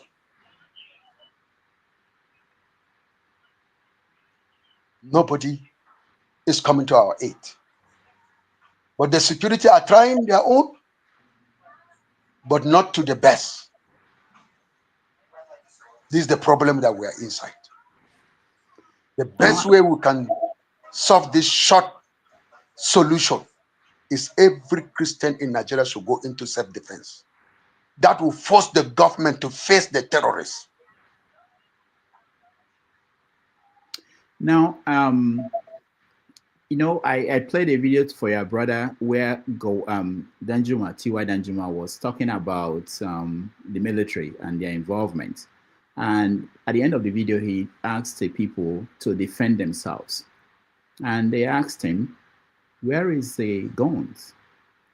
I think he gave an answer that if the other people that are fighting you got their guns, go and get your own. I understand the logic in that answer. But when you talk about self-defense, how do you, I talked to your brother about the security you have. You mentioned in another interview that you have people, men and young boys, stand up at night to defend your community at night. And I wanted to know, is it effective? Right. Yeah. Is it effective? Your brother said it's not very effective. It's not effective as such. The reason why the guns that these people comes with, some of the guns are from the government, sophisticated. Some came from Iran. We know the sound of a gun that came from the foreign country. When they arrive their village, they will chant Allah Akbar, Allah Akbar. The nothing, sporadic sitting. You hear kum kum kum kum kum kum kum kum. This is a common sound of their guns that was brought from Arab war. Then what are we going to do? The best way they use have to defend themselves. They don't have anything, but God will provide. Go into prayers as Esther declared prayers in the book of life. And the people went into prayers. After prayers, they were preparing for the day that a lot was cast to kill the Jews. And that day they fought. And this is what we're inside. We are saying, even if you have sticks, God is going to hand over those that have strong guns to fall into our hands. The power of prayer. Nothing God cannot do. This is the short-term solution. What about the long term? I say that because go ahead. The long-term solution is this country should not be governed by Muslim ticket. The National Security Advisor, they have taken that position as their birthright, Muslim birthright. But when they remove, they put a Christian there, you hear Islam is wrecking as the chief of defense. Let us share the sensitive post. It's going to provide a long peaceful. But because they have agenda to clear Christian, to destroy Christian, those sensitive positions, they are there. Chief of staff is a Muslim. Even in the mosque, they can make their meeting. When we cry, the soldiers will hear them waiting for order. But when they decided to make a Christian to be vice, you will see the killing will subside into a long-term planning. But as far they are occupying all the sensitive, we have not seen hell yet. I asked your brother about the time that Oshibajo was a vice president, and he was, I think he's still a pastor in Redeemed Christian Church, and I wanted to know if there was any impact in the crisis in your area that period. Your brother said no. Did you experience any reduction of let me tell you, even Christian government, their hands are tied. Even Oshibajo during his time, he was tied. He has no say. Even chief of staff is greater than the vice president. And this is not the first time. If Oshibajo want to speak, they watered him down. I wish you would find Oshibajo. He will tell you how his hands were tied. Governors' hands are tied because Muslims are controlling the affairs of the nation through diabolic means. During one time, Governor Darie, when he stood for us to stop that killing, they declared state of emergency. And there's killing that's taking place in Zamfara. They have never, in Zamfara, in Katsina, Sokoto, Maiduguri, with all the killings where Boko Haram are dominant, they have never think of state of emergency. Look at Rivers State, because it's a Christian state, they declare state of emergency. Look at Kano. Kano is in detention. Had it been Kano is a Muslim, they could have removed his cease. Where is Shekau? Bello Tinji. These are the heads of Boko Haram. The government can arrest them within a twinkle of an eye, but they are playing game because they are Muslims. pray for us as Christians in Nigeria. I'm happy to hear from you that the Christian Association, they are meeting. You are going to go there. What are you going to tell them? What God will tell me to tell them until I reach there. Are there specific demands you make of them? Because from your brother speaking to him, it appeared as if you in the Middle Belt, you are isolated. You are not getting the kind of support from all the other Christians across Nigeria. Yes, because most of the Christians, they have lost their saltiness. Jesus said we are the salt of the earth. And the work of the salt is to preserve. The work of the salt is to give good taste, to make plants grow. And today, many Christians have lost their saltiness. They find it difficult to support somebody because they have lost their saltiness. Imagine those so-called, if not today, now that they have retrieved, they are asking for forgiveness. Even they left my house just about 3 hours ago. They told me how regrettable they are. And this is what we are passing through. A salt that does not melt to touch other part of the pot is a dead salt. Many Christians are dead Christians. They cannot give good taste to others. But I thank God some Yoruba Christians are really responding. The Igbos are responding. And this is where I'm thinking of, let us be one all over Nigeria. By God's grace, I'll be stomping Yenogwa, Bayelsa State, to tell them what we are passing through in the north. Because many of them didn't know. Because the media in Nigeria are downplaying what is happening to us. Hardly you will see them bring out. Look at the genocide of 500 people, 501 people per day in Gemburu, Dogonawa, in a particular night. And they are still saying there's no genocide because we are Christian. But I did mean it is Muslim, they will cry out. And let me tell you a background history. When Boko Haram were created to deal with good luck,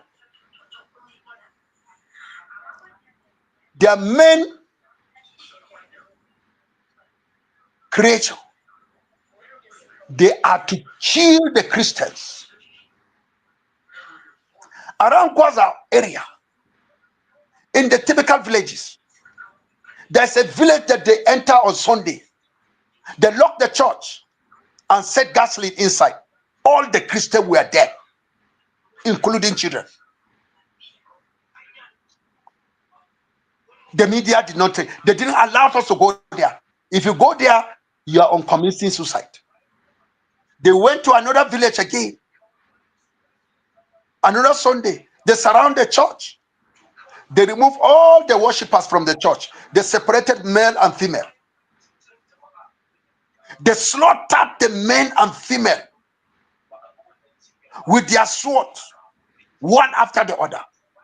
They finished the male and select the girls for raping and the women that they like. It's a jihad movement. My brother, how many burial have I made? From one village to another, even on Christmas Eve. On Christmas Day, I was burying people. If you go to my Facebook, you get everything there. Live and direct. The question is this a sin for us to declare Jesus as our faith? Is it a mistake for us to declare and grab Jesus to be our soul? And this is what we are doing there. In the midst of persecution, click on Jesus. And they are very angry if they see us walking into the church. The way they will see you walking into the church, you will tell them, you will see glaring from their faces. They are angry.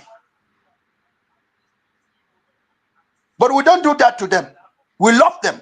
We care for them based on what the Bible says. But yet, they are not satisfied. You cannot farm your farm until you go to their place and farm for them. When you refuse to farm for them, they will allow you to farm your farm. Before you know it, they will come in the night and destroy it completely. And they will tell you, glaring, that since you didn't come and farm for me, I will see how you eat food. Evangelist, thank you so much. There are a lot of people who are here and they want to interact with you. They want to ask you questions. We have viewers from all over the world. To give you an opportunity to air your view more, and also if there are things that you feel that people can do to help you, I think it's time, or this time I will give you the chance to say that before we go to the questions and the comments. You know, someone said that the world is paying attention to Nigeria now. And this is the time for Nigerians to actually say things they want the world to know about their country. So if there's anything you want to say that you want the world to know, people watching, you can say it now before I go to questions, and I will ask the media to be the first. Go ahead. In fact, what I would say according to biblical standard, Jesus said, I was hungry, you didn't feed me. I was shelterless, you didn't give me shelter. And we ask, where, Lord, did we do that? He said, when the Christians are crying in Nigeria, what have you done? What have you done to touch their life? Like my people, their crops have been destroyed. That my brother that you spoke to him, his rice is just, farm rice is just behind me. They put their cows and eat everything. He didn't harvest one thing.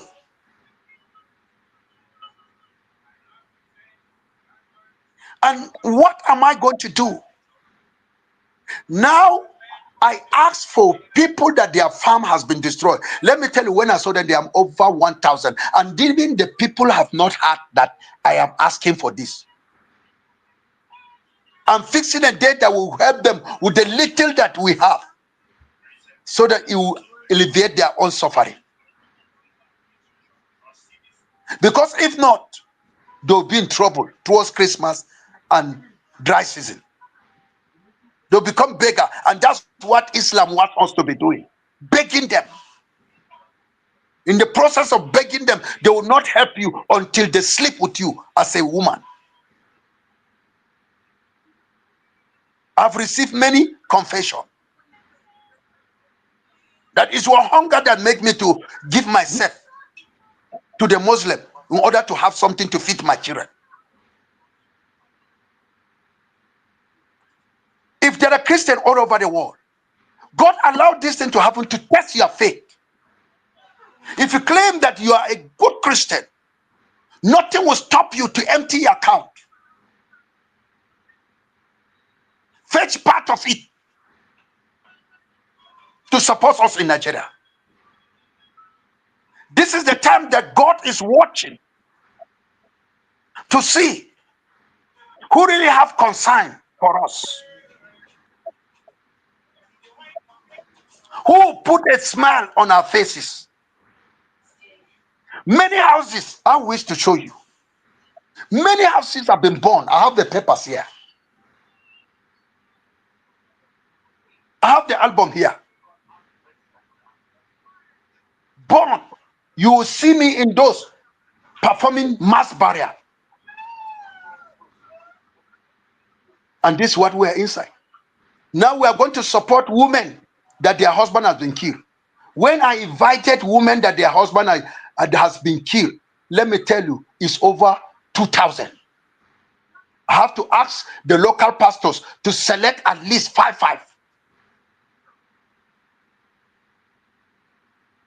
When I saw them, I burst into tears. I thought they were telling lies. They said they are not telling lies. Their husband has been killed. I wish, by God's grace, I'm inviting them, the material they will have, or the money that we'll get to give in to them. Even the general, the GOC, was able to send 1 million for us. It's right there in the room, in which I show those 1 million to the widows, that this is what the GOC came, because he came to my church to comfort us on what we are passing through. And I told the widows, I'm going to divide it.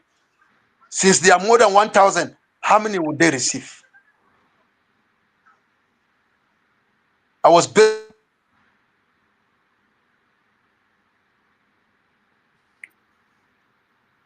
Rudolph, Yeah. I think at this point, it will be most appropriate to ask him to call his account number, because he's somewhat shying away from saying that, but I think it's the most appropriate thing to do. And we may as well look at probably setting up a GoFundMe with his consent if he comes back, to see how we can help. Right. But I think at this point, I have the account number anyway, but he has to obviously authorize that and be in a position to call the account. Then you can basically display that on the screen. Okay. Yeah, I'm okay with that. As long as that's what he wants. I don't know the implications of something like that, but hopefully, I know that his internet is frozen, but I think he might be able to hear. I think he got a call. I think that's he's still there. I think he's got a call. That's okay. One. All right. Okay, Evangelist, can you hear me? Yeah. I can hear you, sir. Okay. So there's a suggestion that if you want, you can call your account number. We can display it so people can support you and the church and all the activities that you are carrying on behalf of people who are suffering from these attacks. So if you want to do that, Engineer Media said that he has the account, so we can display it on the screen, that anybody who wants to donate will be able to donate to you and your organization. I would suggest, sir, I would suggest you do. I mean, it's what we hear your plight. We want the global audience watching to be able to do something, because it's of no use.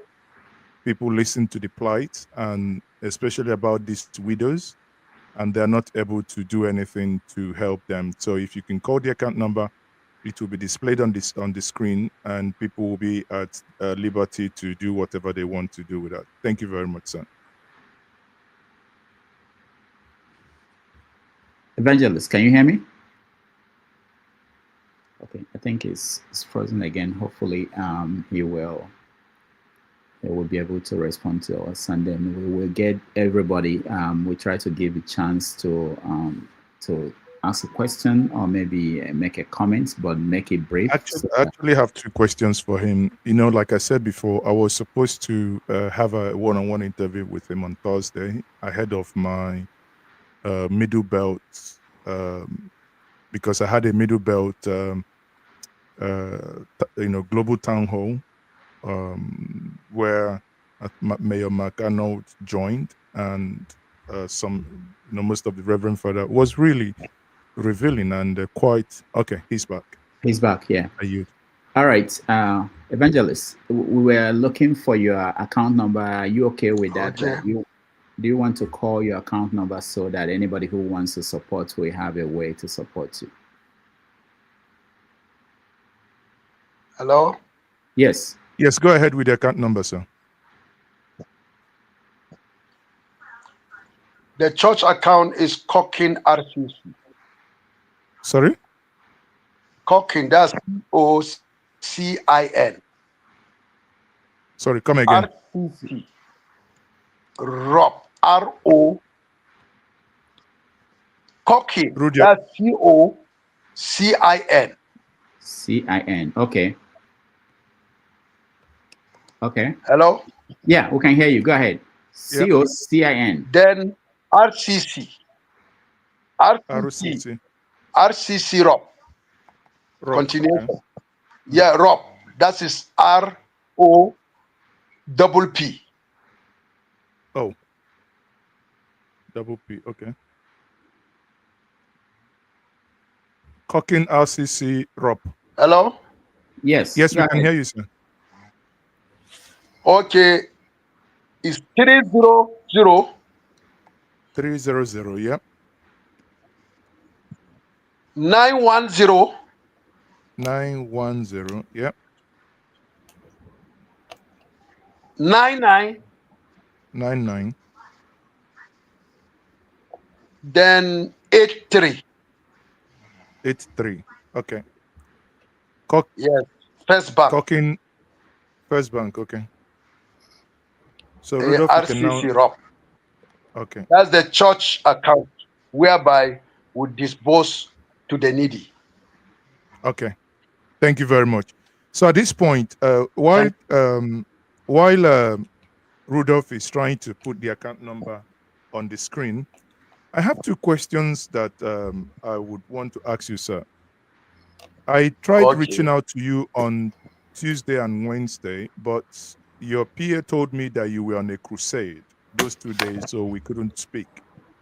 And on Thursday, yes, I just finished the crusade today. Yeah, I think Jonathan Akuns also tried reaching out to you. So the window is still open. Yes, it's true. Yes. So you know, that window, I will look at how my schedule is within the week. We'll still have that conversation on my platform. Now, my first question to you, sir, is that I have read comments which is quite disturbing, especially on the social media space, where certain people are calling for your arrest, that you are you know, telling the world, or that you have buried empty caskets and, you know, telling the world that these are human beings. And I've seen a video you made today as well, debunking that. But having buried so many people, you know, and with the pains, and you read something like this, that people are denying your pain, how does that make you feel? Like I should commit suicide. But because I know committing suicide is very dangerous, I will do that. I don't want to be like Judas Iscariot. Okay. So I mean, I feel bad. I feel that pain. I went to the grave, and the Middle Belt leaders came. Yesterday they went to the grave, and there are many graves, and they are still going to worship with the people on Sunday. I told the youth to guide the graveyard, because these people can do funny things. So we are thinking, we are meeting, and we are presenting our case to Christian Association of Nigeria. If it means for us to call the attention by suing the person that make that statement, and he's a member of terrorists, he has been negotiator of terrorists, and anytime they want to, even the last chief of defense want to go into the bush, he will say they are killing his children, they are killing Muslims. So what will he do?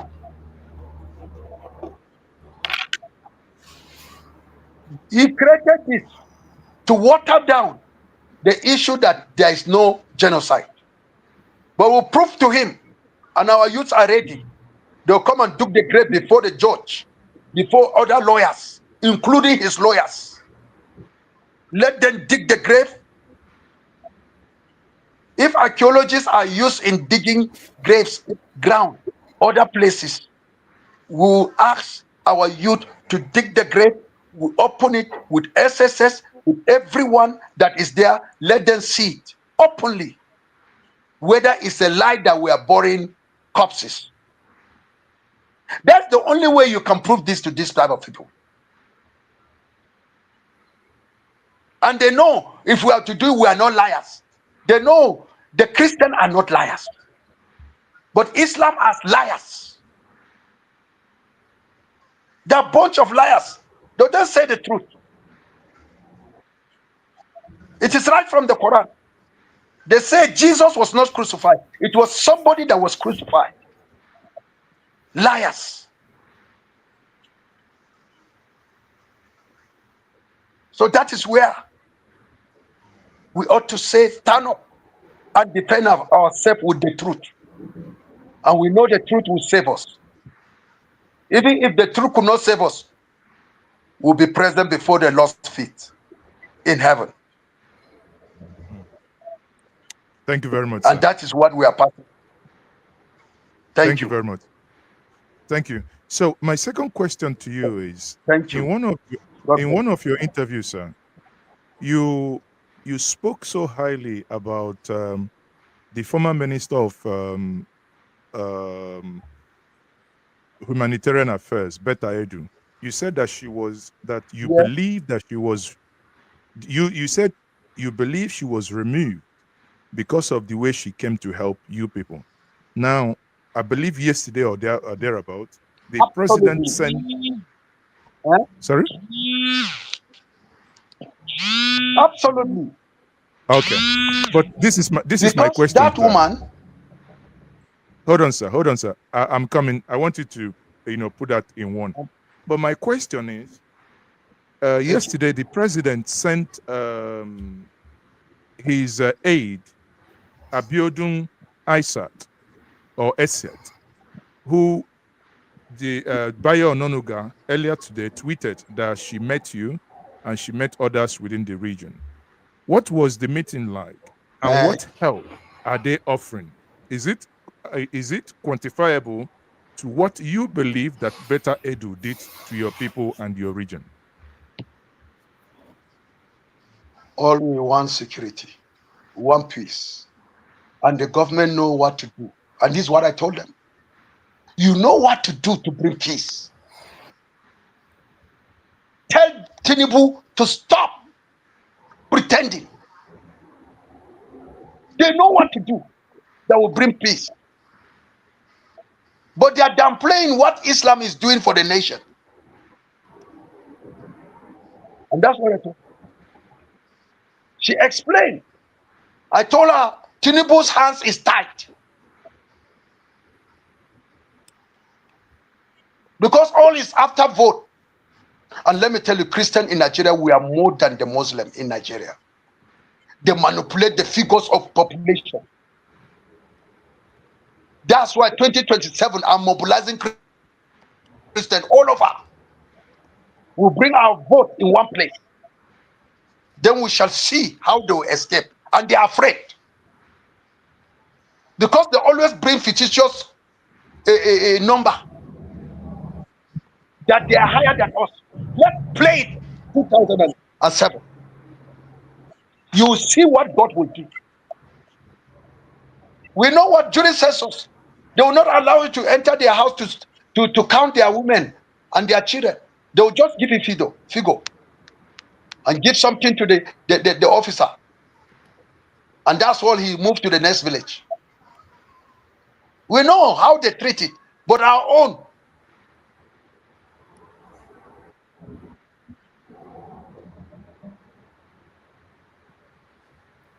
All right, Media, you done? No, I mean, let me yield for others. I think I would still reach out. We will still have a one-on-one with him. So I yield for now. All right. Thank you so much. I appreciate you. And let's go. I will call on you. Please find your best question or comment for Evangelist so that we can get to everybody and round up. I'll start with you, Reverend Theophilus. You're muted. All right.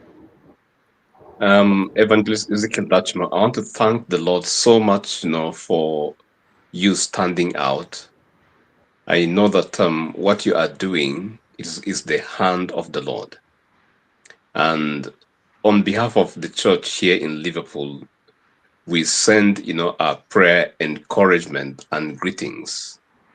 We want you to know that as you've requested for prayers, we are praying for you and praying with you.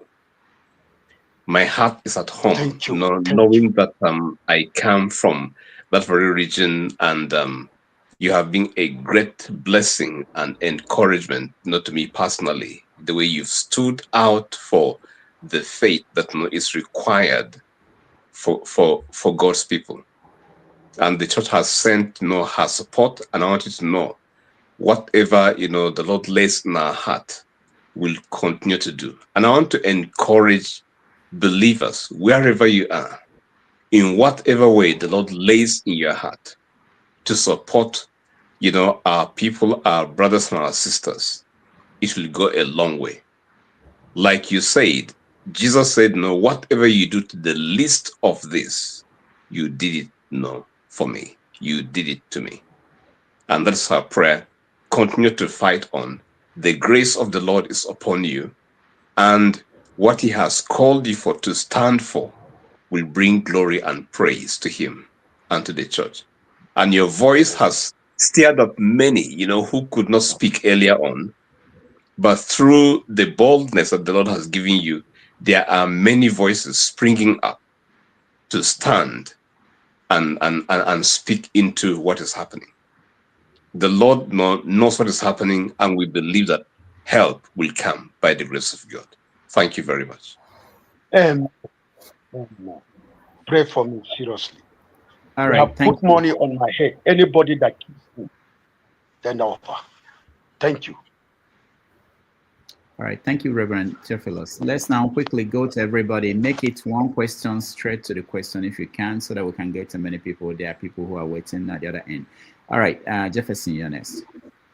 All right. Good morning, good afternoon, everyone. So, Ezekiel, I'm glad I'm speaking to you in person. It's unfortunate that we're in a country where people like to lie about things that are critical in terms of life.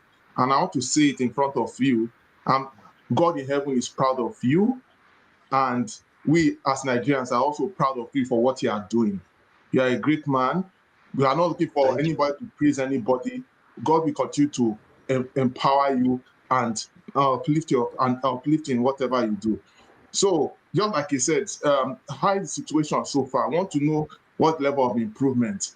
And if there's no level of improvement, we'll continue to pray until God's divine intervention should happen. So let us know your thoughts. For we that are not there, we know that even if we are not there, we know that these things are happening because of the evil mind of the people in Nigeria. Yes, because we know exactly how people can do things. We know the craftiness. So me, even if I'm not there or not, I know that this thing is happening. I know it's happening. And unfortunately, we're in a government that loves to peddle with the life of people. I don't care about what happens. They don't care because it doesn't affect them. And just like KJ said, it is a saying that because it doesn't happen to you, doesn't mean that it's not happening. It calls for wisdom. All manner of evil happening all over the world. We should not be supporting anything that is wrong. We should not be supporting it. And may God have mercy on those evil people that are supporting this carnage, because it has nothing to do with them. Ezekiel, keep on doing what you need to do. Thank you. Thank you very much. Thank you. Thank you. God bless you. And you too. God bless you. God bless you. All right. Thank you, Jefferson. Let's go to Opie. Thank you, Pastor Ezekiel. I accused Dr. Damage earlier on for bringing your brother while he advertised you. Well, thanks for your time. My question is, this killing has been going on for years. Do you think they are killing your people because of your faith, because of their faith, or because of the land? In fact, both. One, because of our faith in Christ. Two, because of our land has minerals deposit on the ground. That's tin mine and others that is yet to be detected. But they are good in that. They know our land is very rich on the ground. That's why they always want us to relocate. If not, They will force their way. They have already claimed almost 100 villages. They have occupied. As I'm talking to you now, even my land has been occupied towards Bachi. My father's inheritance, they have taken over it. They built houses on it. And I cannot go there. But time to time, they will strike into our village and kill. I will not forget when they struck our village. They killed my grandmother. They removed her heart. They killed my uncle. They removed his tongue. My best friend, childhood friend that we grew together, they killed his wife with 5 children. And this is what is happening. The situation, as Trump announced, the killings increase because they want to claim everything. Because our place in Plateau is a vast land of grasses that animals would like to live on. That's why they wanted to chase us away by all means. We are in a dilemma, asking God, your prayer, to stand for us. Though I know the whole Islamic country, especially the terrorists, they have placed money on my head. Any person that find me first and kill me, he has a reward. And that is why the GOC has to come, the general commanding officer and the commandant, all of them came to see the situation, how they will protect me. Some are saying that I should go for Absalom. I say I'm going nowhere. How can I leave my sheep and go somewhere? I will take care of my sheep. I've announced it all over. And I've said, if they kidnap me, nobody should pay a single kobo. Nobody should pay a single kobo on my head. Because I want to meet Jesus. Because that is a means of plundering us. They make sure they loot us. When they kidnap your beloved one, they will say 20 million. Depends on how the negotiation. And they will arrive, you have to take that money. And if you don't, they will kill your brother, or your uncle, or your father, or your mother. So this is the pain that we are passing through. Nobody stay outside. Once it's getting to 5 o'clock, everybody is running down into the house. This is the level of Islam has reduced us to. We can't stay late in the night. In your own land. You can't sleep. In the midnight, you just hear gunshot. Pow! You all be awake. And I thank the government. They sent security to me. 7 security were sent. And the local vigilante, they said they cannot leave it. Look at them, they are sleeping in the cold area. And in our area, for you to know what we are passing through, women and children sleep in the house. But the father and his grown-up male children, they will all be outside sleeping till daybreak in the cold in case they arrive. Because we don't know which village they will target the next. And the government is saying there's no genocide. God of vengeance will revenge for us. This is the agony of a Christian in us. Thank you. Thank you, Ovie. Let's go to Mazi Opara.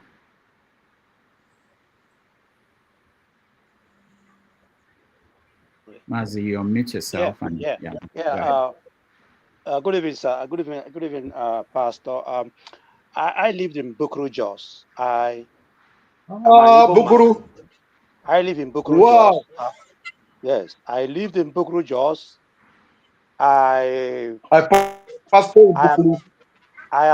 so emotional because what you are talking about is what I witnessed in Bukuru, Jos. People don't know what our beloved Christians Excuse me. Bye-bye. So sad. So sad.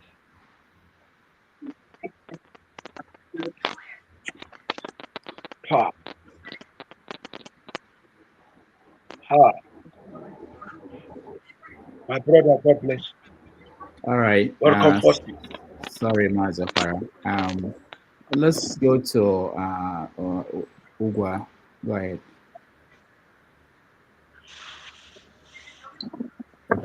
Hi, hello, Evangelist Ezekiel Dachoma.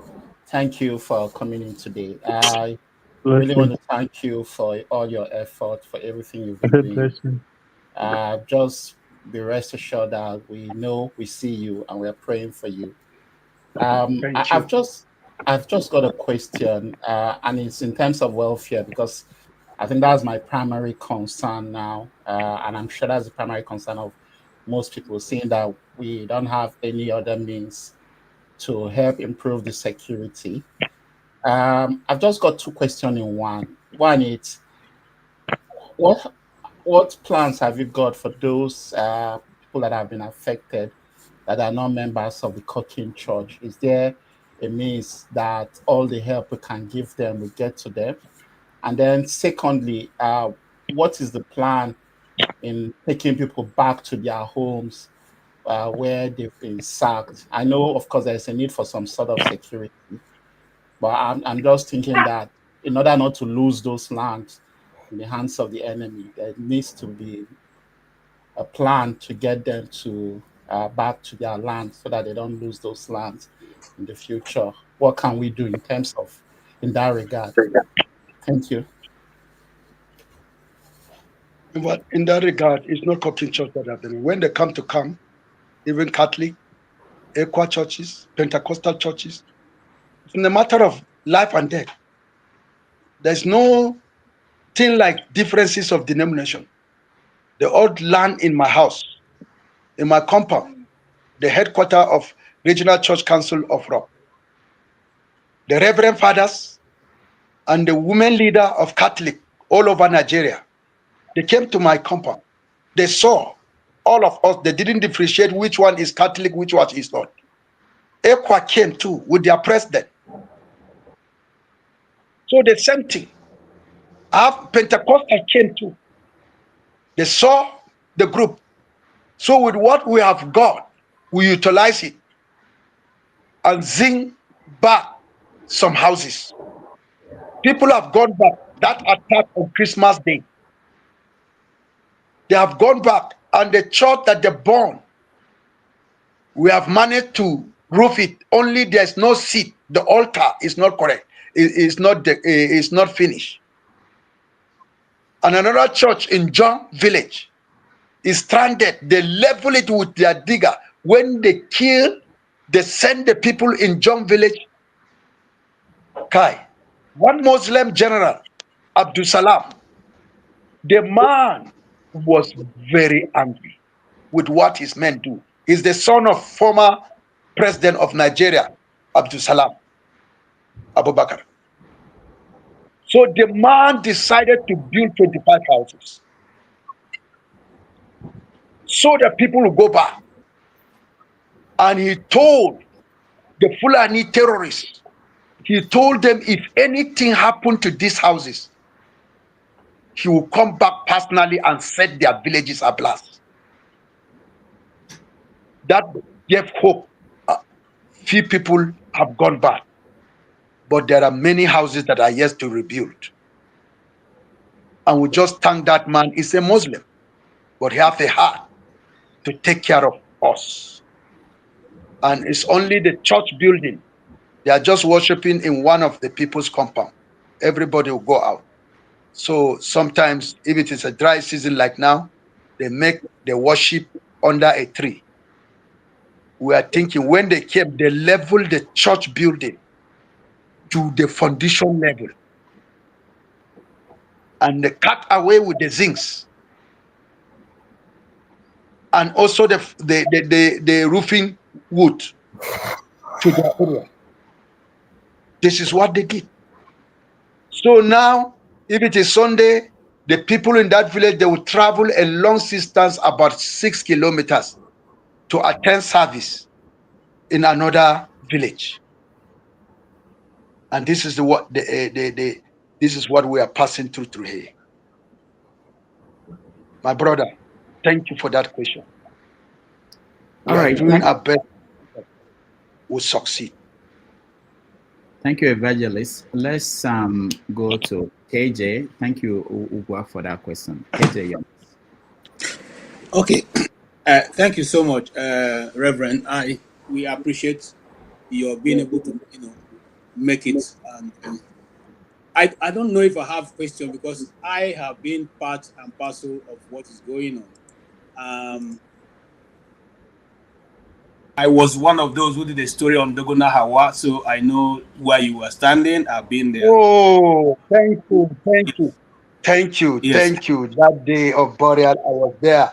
I was tired of carrying corpses to the center of gathering of corpses.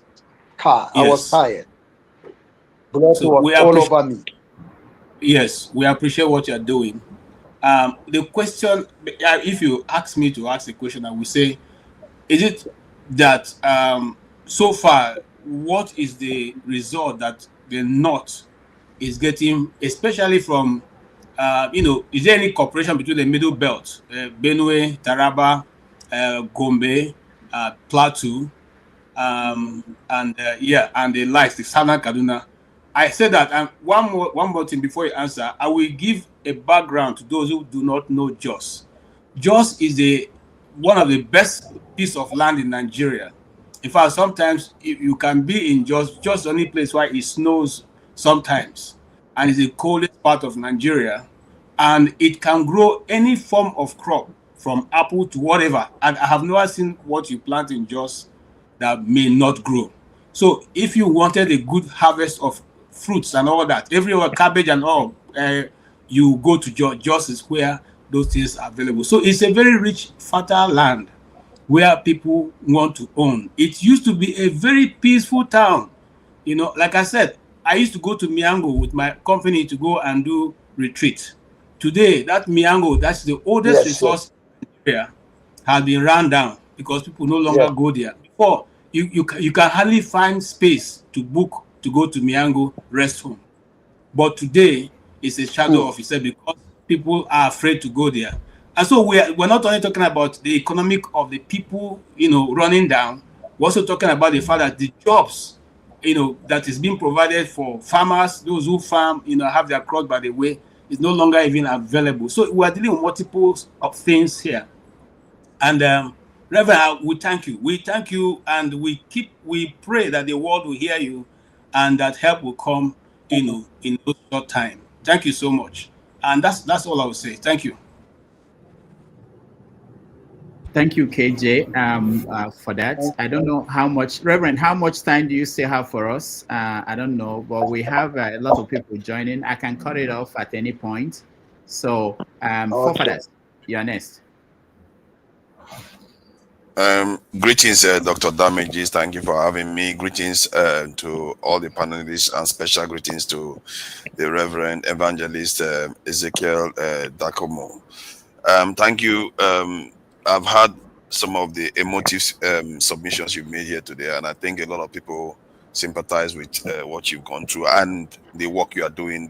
They support it, and I support it too. From my point of view, I feel like our nation is being ripped apart from north to south. Muslims are dying, Christians are dying, genocide is happening, and just as it's happening in Sudan. And I ask myself, America has been known to confess to funding these terrorists. America has been responsible for a war that has killed 2 million in Europe already, about 100,000 in Gaza, destroyed Libya. Probably funding is very good friends with UAE that is destroying black people right now in Sudan. My concern is that we are losing track and inviting them to come and destroy us too. Maybe we should be looking at securing our people. I keep talking about it. Our security forces are too far in between. I just watched one of your videos on your Facebook where very dark man came there and they said the police was doing their job, but they were somewhere else attacking people, burning them in the Yalata village.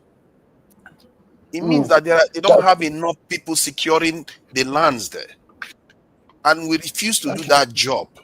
And what do you think, as a Nigerian, do you support a situation whereby we have at least 200,000 man security forces in that region? Because from what I gather, that area has been going on like that for decades.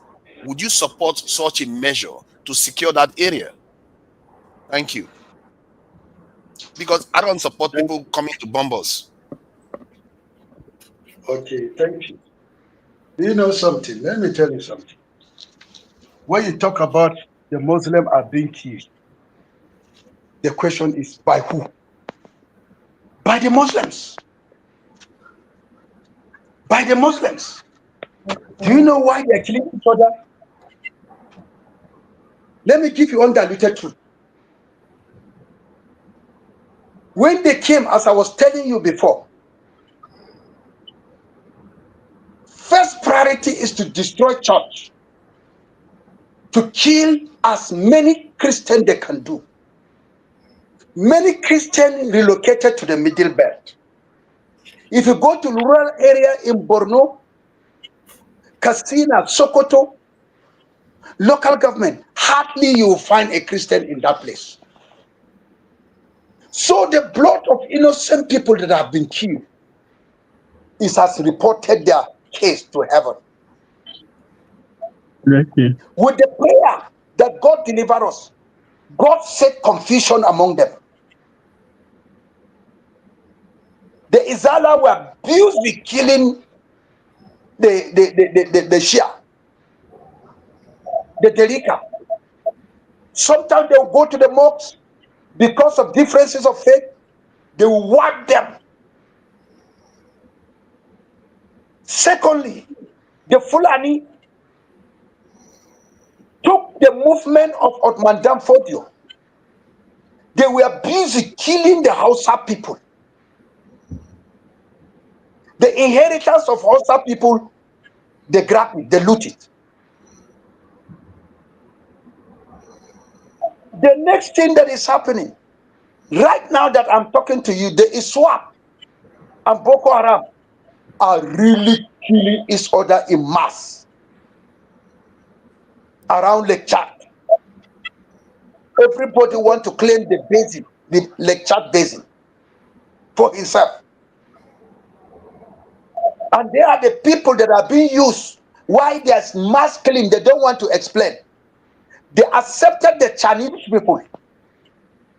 And the Chinese are busy tapping our minerals resources. They identified themselves with this, with Russia, the communists. So they compensate the Boko Haram to give them security to mine gold and other things that the world doesn't know. In around Zamfara, Katsina place. Now the question is, why are they saying that Muslims are also killed? By who? Are we the one to cry for them? Have they come out to cry? Because they know they are the inventors, the monsters that they have raised, who have grown up, is eating them. They are forcing the senators to give them money. During politics, they will go and terrorize villages. And when it is time for voting, people have run away from those villages. They will template the senator that they want him to win. So in our Senate, you will discover many of them won election through the help of Boko Haram. How are we going to stop that? And anytime they want to attack them, they will say, hey, they're killing Muslims. Even let President Buhari, he shouted during Goodluck, when Goodluck was, he set machinery to deal with the insurgent. Buhari came out publicly, it was all over the news. They are killing Muslims to stir religion war. And that's why Goodluck decided to withdraw. So what do you think about US funding the terrorists in Nigeria? US. Where US are funding Obama and Biden, they connive with the Muslim religion. And they give them support. They remove Goodluck. It's just the same thing. Now that Trump wants to come in, they say this is a Christian thing. Why didn't they complain about Obama interfering, empowering the Islamic war in Nigeria? What of Biden? It's the same thing they do to Gaza against Israel at the backyard.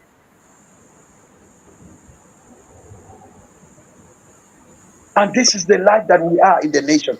So they are afraid. Don't you see China has spoken that America should never step? Why would they make that statement? Is it their country? So because Trump, if he comes, their business way of getting food has come to an end.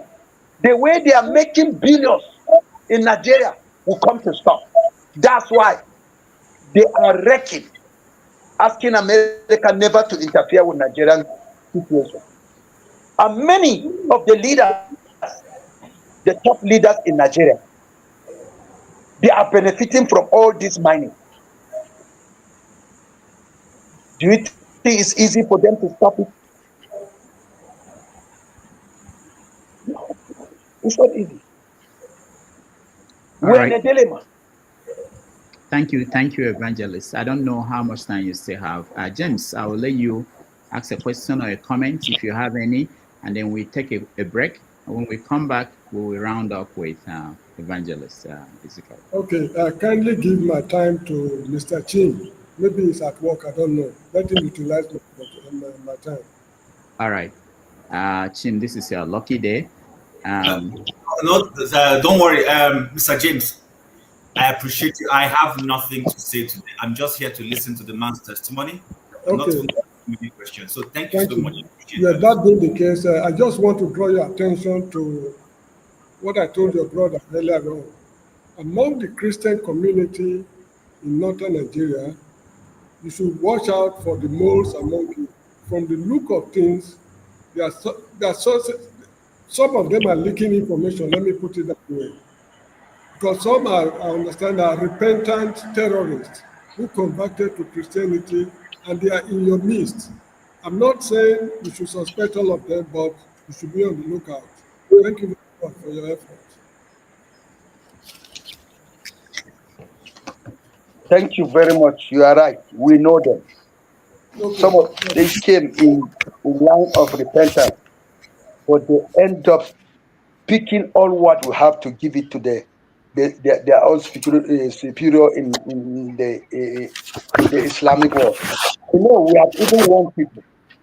But now we are contemplating what of it is the genuine repentance. So if we are saying, what we are saying, if you repent genuinely, go and preach the gospel to your brothers. Let us hear you preaching the gospel to your brother. And many are standing, those that have repented. They are even challenging Islam, even in their dialect of Arabic Quran reading. And that's why Islam is confused more than any other time in history of life. Because those that repented, we train them, we disciple them, and we set them against their brother. But if you cannot do it, then it means you have not repented. Do it, let us see. Record it and let us see. And we can see many of them have really given life to Jesus Christ. But there are some that are so that we send them away. We rejected them based on their character. All right. Thank you, Evangelist. We are going to take a quick break, about 3 minutes. When we come back, we round up the conversation. I will get people who are already in the studio the chance to ask a question or make a comment. So thank you, everybody. Let's take a quick break.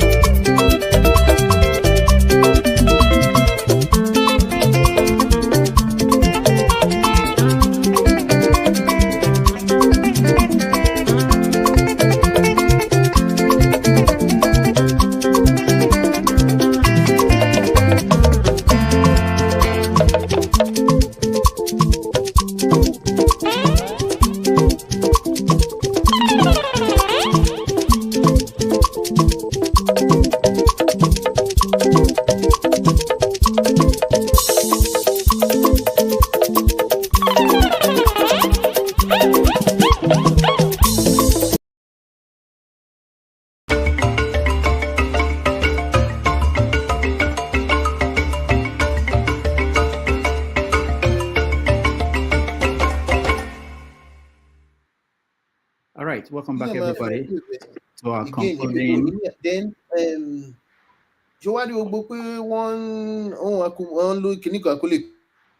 Welcome back, everybody, to the concluding conversation with Evangelist Ezekiel Dachoma. Thank you for being here. We appreciate all of you. Please, at this time, you can like and subscribe to the channel, and that will help us to bring you quality guests like Evangelist, who is here with us today. All right, let me, Tony, you're next. Good evening, Dr. Damages. Good evening, our guest, Evangelist Ezekiel Dachoma. Greetings, panelists. I have listened to you, Evangelist. I watched your videos, I watched the things that you have said. As someone who is also a victim of genocide, I have some idea of what your community is going through, but not as monumental as the things that I have seen. So my question is, what, in your honest opinion, do you think can resolve these killings? How can these killings be brought to an end? What's your honest opinion? That's my question. If I'm to speak in line with Jesus' voice, in the last day you hear rumors of wars. Kingdom will rise against kingdom. This is what we are inside. And Jesus said, you'll be persecuted because of me. Matthew chapter 5. If this is what Jesus says, Christians have not seen persecution yet. And let me tell you, with what is happening, the Islamic agenda, they have trained, they have hypnotized their youths, their everything down to primary school. It will be hardly for them to stop molesting the Christian, because they have been hypnotized with the teaching of jihad.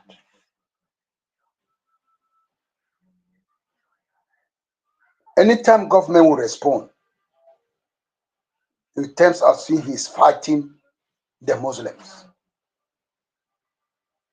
They know that their character is not good, but to stop it, they find it difficult. So, I have to tell you this. Hardly this thing will stop. The only solution is for us to rise up and for self-defense, not to attack, not to go and attack them, but to defend the young ones. If not one day, when pressure gets to pressure, our youth, our children will surrender to Islam willingly because of pressure. And if care is not taken, the church building will be turned into mosques. It has happened in Jerusalem. Where's the Temple of Solomon? In Turkey. Who is occupying the place? What of Jerusalem? That place that they are saying they built mosques, that nobody should go there, the willing wall is downward.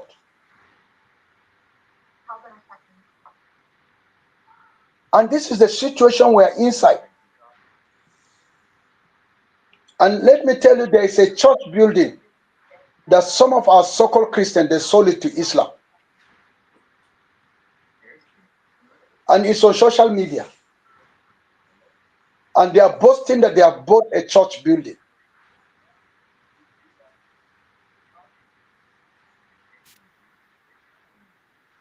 in Angorogo, one of our biggest church, they took over it. Church building.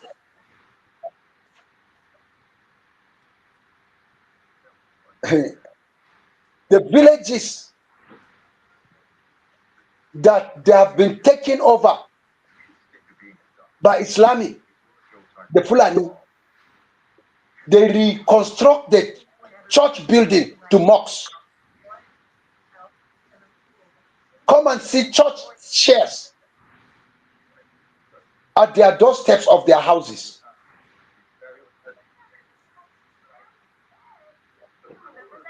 This is what we are passing through. And it's what the world has not heard about it. If you want fact finding, you either come or I will bring fact finding of what is happening in almost all the village. You will see it glaring in a dish. Flash. And that is why they attack me that I'm exposing the secret of the government. Then I replied them back. What of you that you are exposing the Christian to Boko Haram, to the insurgent by refusing to do something? You make them feel that you are behind them. That's why they organize themselves to go to the next village. You have exposed us to them, and they are killing us. The worst of all, you came out publicly. You did not declare there is no genocide. This is a public announcement to the terrorists that we have denied the work that you have done on Christian. We have denied it for you. We are behind you. Keep on killing the Christian. We'll protect you. Let me tell you, recently, in the whole director of different pamphlets,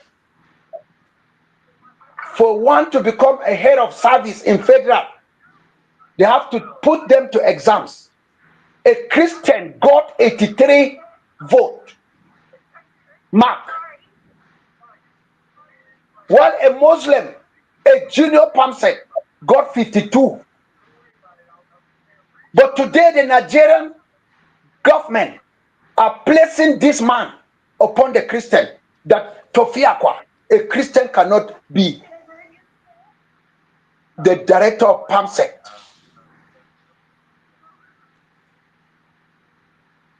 This is what happened. And now Middlebelt are taking this matter seriously. Because the Christian is from Gombe. They say, Lala, they can't allow Arnie to lead them in the federal service. So they give the one that got 52 marks and place it on top the one that wrote. And it's in history that they have been writing exam to select the head of service of the federation. They have never got somebody that got that mark 83, only a Christian. This is example of Christian genocide through politically and through physically in the office. When they come to employment, if your name is not Umoru, Mohammed, they will cancel your name. That's why many Christians, for them to get greener pasture, they change their name from Peter to Mohammed. Come and verify. Most of the hospitals, if they meet me, they will say, my brother, pastor, I'm a Christian. but I have to change my name. Don't look at the name tag. I'm a Christian. But I have to do this for me to be promoted. All my mates have reached high ranking, but I was left behind. And they told me I should change name, and I have to change name. I follow them to the mosque. Sometimes I will dodge. I see something has taken over my time. Not one, not two, not thrice. They will reveal themselves. This is the life of a Christian in Nigeria. And you expect this thing will last? Will finish? It will never. The only thing we have to go into self-defense to survive the test of time until God calls us home. If Thank the you, federal government can come up. Thank you. Thank you, Evangelist. I have Michael, Omoye, Femi, Ernest, and the flagship, and that's it. So quickly, because we've kept him up for a long time and want to round it up. So Michael, you are first. Okay. All right, Dr. Damages. Can you guys hear me? Yes. Thank you so much, Pastor Ezekiel. Barka day. Thank you. So no, God bless you. God bless you. Barka day. Sanu da ina gajiya. Sanu lafiya. Mun gode. I understand you. I'm part of you, even though I'm Yoruba, but I grew up in Jos and Bauchi. So they're all my territory. Thank you. Everywhere, all those areas you're talking about, even I happened to get a chance to go to St. Joseph's College in Vom. I didn't get accepted at the long. Yes, I didn't get accepted. That was my goal. And KJ have said a lot of things about land grabbing. I think your part of Nigeria is most fruitful land of our country because you can see, and a lot of people have talked about it. And I really appreciate you. And for me, it's just, I'll keep praying for you for what you're doing. And God to keep on giving you the strength and to let us know, because you are putting a face and a platform on what the issue of Nigeria is for a lot of people that don't know. So I really, really appreciate you, and I will keep on praying. We got all the information, and I will see what I can do in my own hands with little friends that can gather for what we can do to support you, because you need our support and you need a solution. We can just not keep talking like this and without giving you any support and solution. One critical thing you need is the solution, a permanent solution in Nigeria today. So we pray for you, Dr. Pastor Ezekiel. We are with you, and we'll be supporting you at the end of God, and God bless you. Thank you very much. Amen. Amen. Thank you, sir. All right, Omoye's corner, you're next.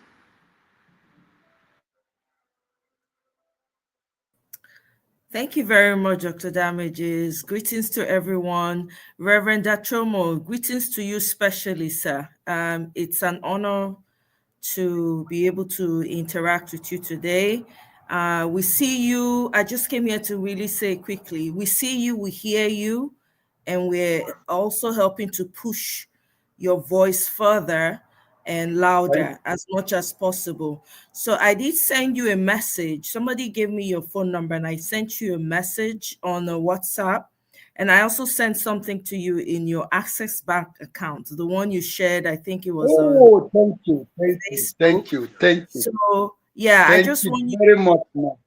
Yes, sir. So I just wanted you to please respond to my WhatsApp message that I sent. It was a phone. I don't know if it's the same, but I sent you a message on the WhatsApp. If you can send me a message, I'll be really, really honored. I appreciate you. We see you. I will do.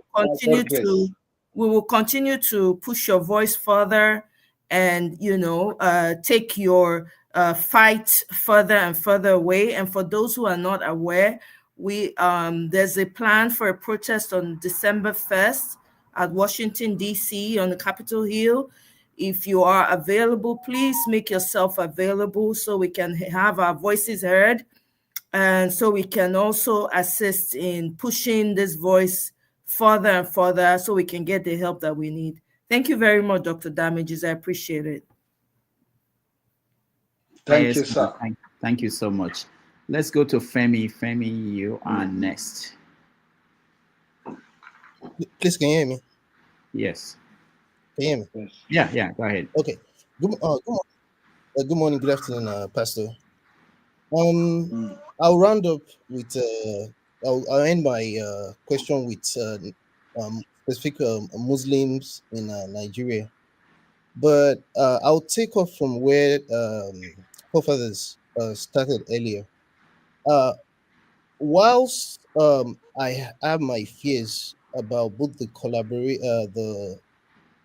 collaborations between certain Western interests on one hand, and even Russia and China on the other hand, especially when you consider seeing the kind of pictures we saw with someone that used to be a jihadist visiting the White House, and what a former ambassador of the US to Syria, Robert Ford, exposed recently. And I sent a link to Rudolph earlier this morning on his WhatsApp.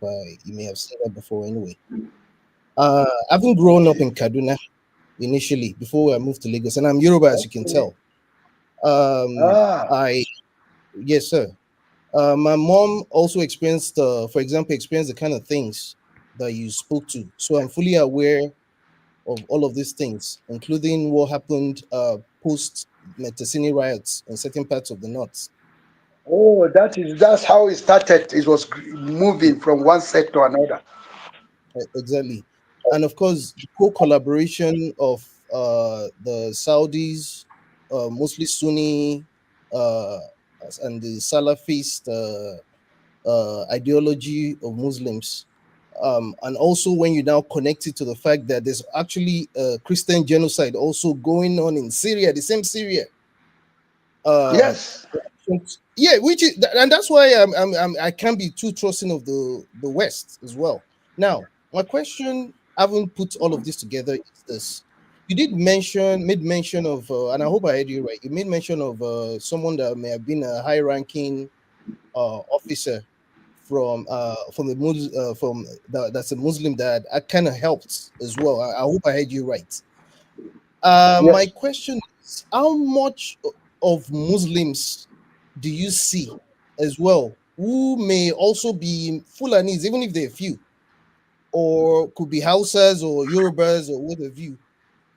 Have you seen that actually have sympathy for what is going on, but because of fear in some cases may not be able to speak to what is going on, considering the fact that, irrespective of the fact that, again, that I'm Yoruba, there's a lot of people that would not talk until something happens to their own tribe or say, because you have a major problem when it comes to ethnicity, such that sometimes, even if in this case the person could be Christian, could be a pastor, could be a major pastor, but they'll keep quiet, and these people are also Christians. So how much of Muslims have you experienced that actually have sympathy for Christians, even in Plateau, in Maiduguri, and the shenanigans are when it comes to ethnicity and religion, irrespective of where the person comes from?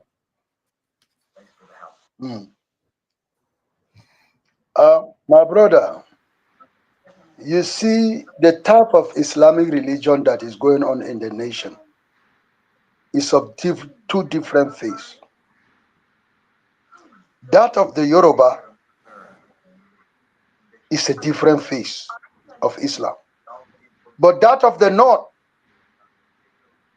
is another face that is impregnated with crisis, lying, and molesting whoever is a Christian. You see, getting to the South, look at just last month, the attack that took place in Kwara. It's all Muslim Fulani. They kill Yorubas without mercy. Because Otman Temfodio says, Asad Amadou Bello, he said his rate of movement is to reach the coast. So we in the middle belt, we are the one receiving the heat. The heat that the Yoruba, the Igbo, the South are to receive is bouncing on us. Right from the time of Ottoman Danfodio, our forefathers fought and refused Islam, some to death.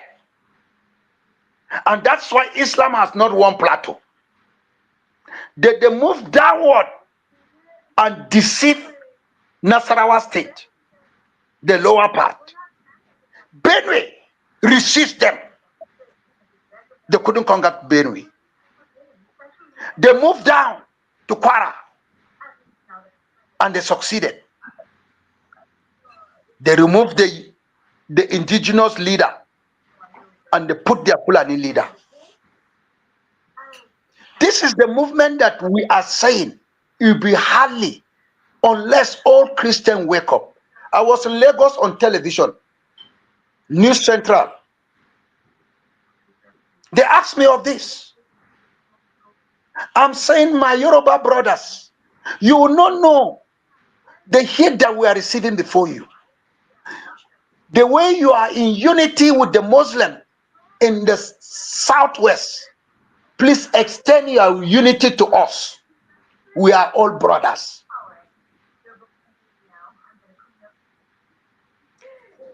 I'm begging the South. I will be storming South by God's grace. But yes, sir, I'll be having a revival crusade there. And this is what I want them to know. Let us be one. Because there is an evil doctrines released from Iran, Middle East, on the Muslim. And I thank God some of the Muslim, if you see them on social media in Nigeria, they are firing their brothers. They went to the extent insulting their leaders. That this is what is happening. Why can't we live? But this present people has been indoctrinated. The only thing we need prayers. I love what he said. And this is exactly what is going on. It's only God in his ultimate mercy can interfere. All right. This thing will continue for the next 50 years. Thank you, Evangelist. We have two more people that we said we will take. The rest I'm not sure, but I want to know if you still have time so that we know how to allot this. Ernest, you are next.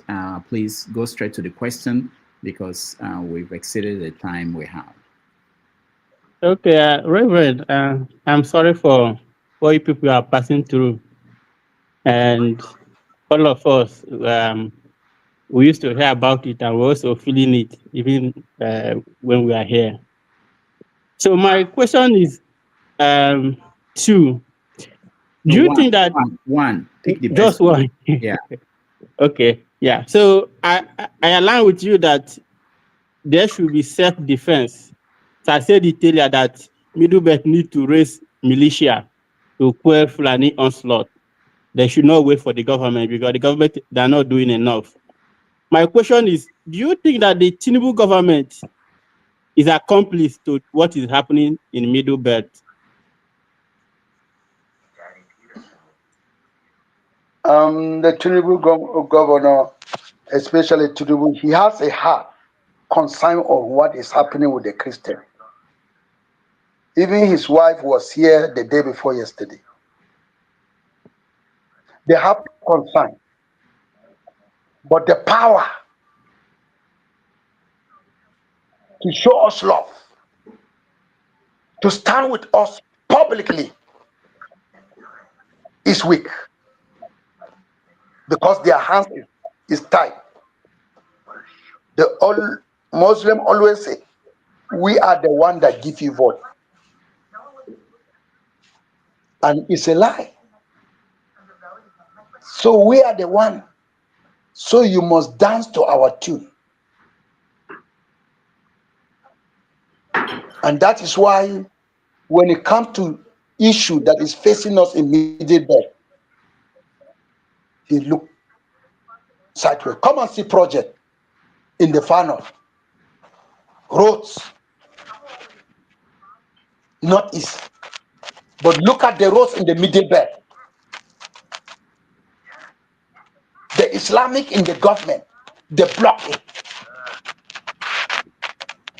Even if they approve it, he approve it, they will downplay it in the office. My brother, we are seeing hell in which the world doesn't know. Come and see roads to Port Harcourt, Niger Delta. You have to spend almost 2 days before you reach.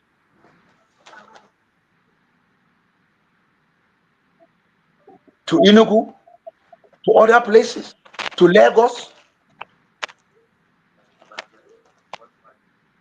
Come and see roads that are damaged. But go far to far north. Oh shit. You run at 200 kilometers per hour. Very smooth. And they are saying we are Nigerians. Okay, Reverend, let me interject more. No, please, no, we can't. Just what? The flagship. Thank you so much, Evangelist. The flagship, you and the last person, unless the evangelist wants to take more, we will. Go ahead, flagship. Thank you, Rudolph. I appreciate it. And to Evangelist Ezekiel, I want to thank you for your tenacity, your boldness, and for not playing politics with what is going on in your part of the country. My questions are very brief. About 2 weeks ago or thereabout, maybe 2.5 weeks, I saw on the news one of the Nigerian army generals visited you, and he made some promises to you with reference to security and ensuring that this situation does not continue.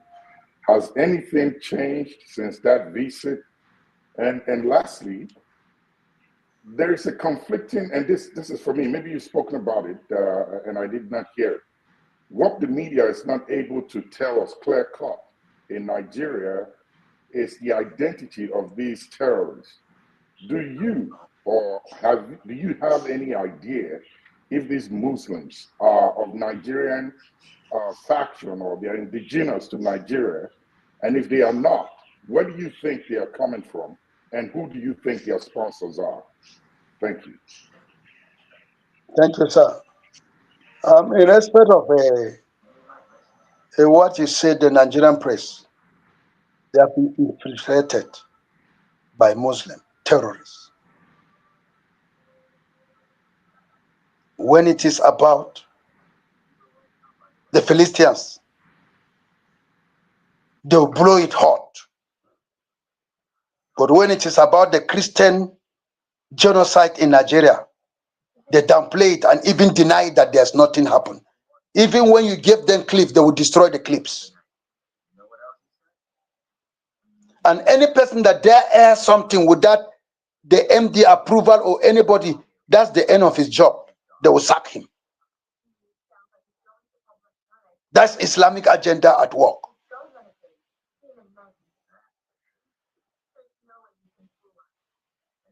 Look at the press.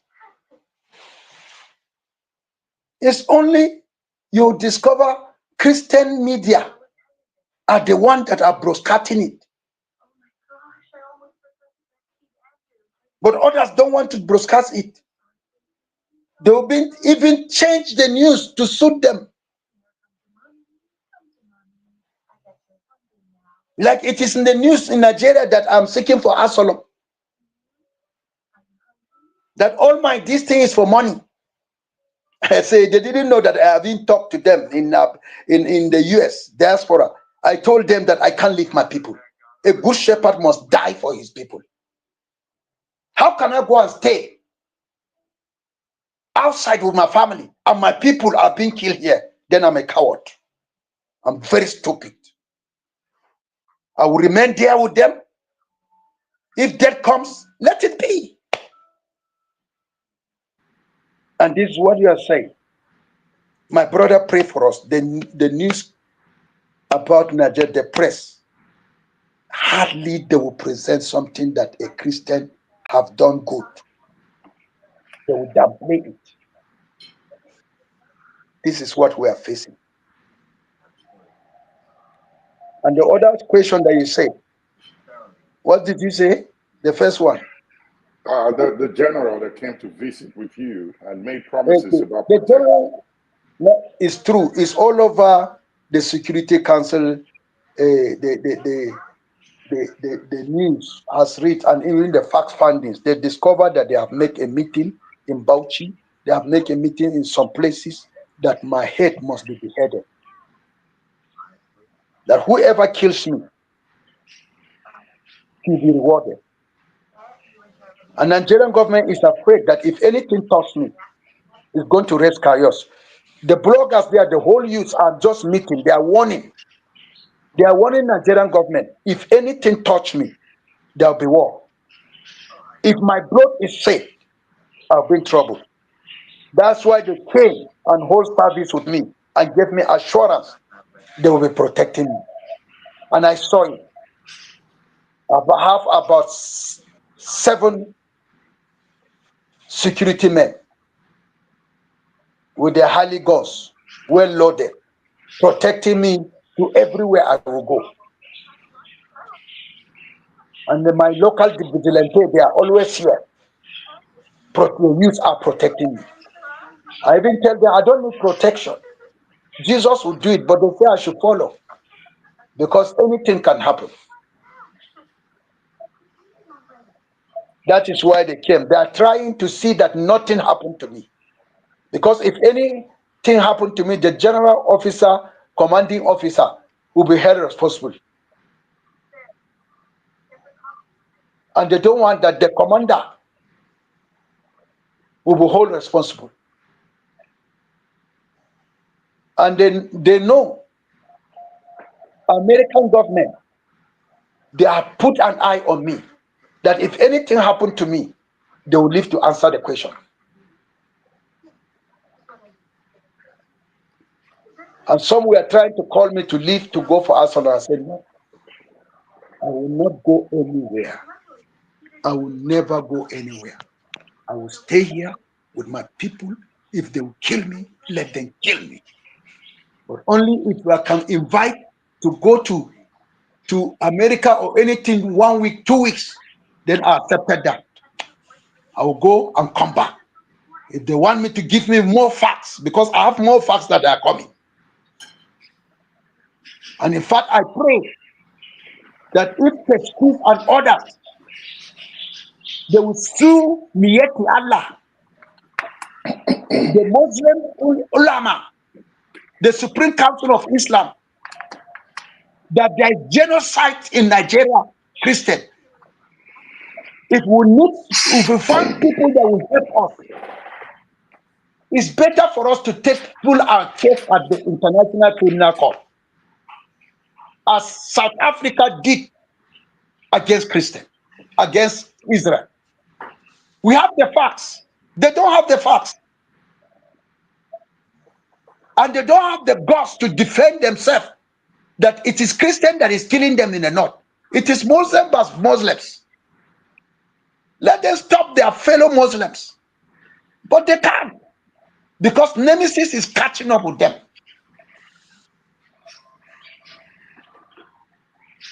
All right, thank you so much, Flagship. Evangelist, we have 4 people who are very good friends of this show.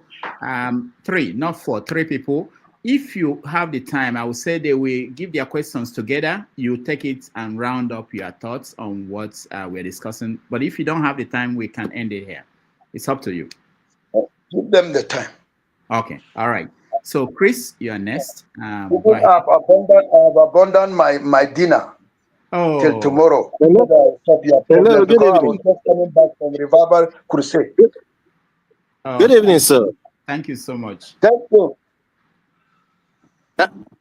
Can you hear me, sir? I can hear you. Okay. So, as part of the solution that started in 1804, this Fulani settler colonization. If you are talking to Donald Trump as a way, as a solution to, as a way of finding permanent solution, to this their madness, will you support a proposition that will enable all the Fulanis to be confined, all the Fulanis in Nigeria to be confined, say in Sokoto or one area, and then other Hausas and the other ethnic nationalities are compartmentalized to their own ethnic nationalities, so that you people can have your own governors, your among yourself, your representatives represent you, and then more importantly, so that you can have your internal security made up of your own people. You are right. You see, this your question is a sensitive question, but I will open it for you. You see, it will be impossible for the Fulani to be kept in one place, because they have invited their fellow Fulani from Burkina Faso, from Niger, from Chad, from Senegal, Central Africa. They have relocated and they seized our land and distributed it to their brothers that were staying there. They invite them to come, and with the motive that they want to take over Nigeria. And the government, for them to do something, they are not ready. Like me, I can see my farm.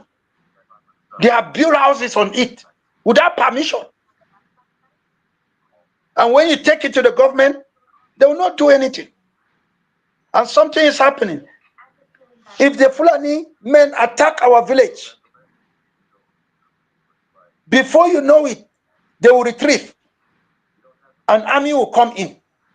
Security will come in and block us while damage has been done to us. This is the normal thing throughout. They become stronger and we are becoming weaker. If Trump will come, let me tell you, we know where the enemies are. We can point it to them. And when they see fire, they will relocate themselves to Niger, to Chad, where they come from. They have not seen fire. Even the Muslims of the north are crying. They are tired. They want another means to just come so that they can get rid of them, so that they too can have peace. Because when they came as visitors, they don't know who is a Muslim, who is a Christian in the north. This is the evil that the north has sown. They are reaping it. All right, thank you. Thank you. Good afternoon, Evangelist Ezekiel. I do not have a question. I just want to let you know, like everybody have almost spoken what every other person will say, that Nigerians, we are praying for you and the people in the Middle Belt, and we are hoping that Savior of God will come to the people of Middle Belt. I want to thank you for your sacrifices. I want to thank you for your tenacity and your strength to continue to stand for your people. We know what is going on. We are not there, but we know what is going on. I've always said in this platform that anybody who says that Nigeria is working, then Nigeria happened to you. That is always my prayer here in this network, because I know that country is not working. And do not be deceived by the visit of your so-called First Lady and the man in Asoro, because they have been there for all these years. Even if for these 2 years he has been there. It's not now that we talked about Donald Trump that everybody is coming to Plateau State and coming to the Middle Belt. We are not interested. I am one of those people, and I am standing by what I believe, my conviction, that the government of Nigeria is accomplice to every crime that is going on in Nigeria. The insecurity we have in Nigeria, they are the architect of it. And you did mention about the China people. people who are praising Chinese in Nigeria, they are the people that are sponsoring the people, the insecurity, so that they can mine our gold and our mineral resources, which we don't know where the money is going because they are benefiting. So I've always said here, anybody that says Nigeria is working, may Nigeria happen to you and your family. God bless you, and we will continue to pray for you and your people. And we know that at the end of the day, there is a light at the end of the tunnel. God bless you, sir. Amen. Amen. Amen. All right. Thank you. Next is the Fulani boy. Yanis.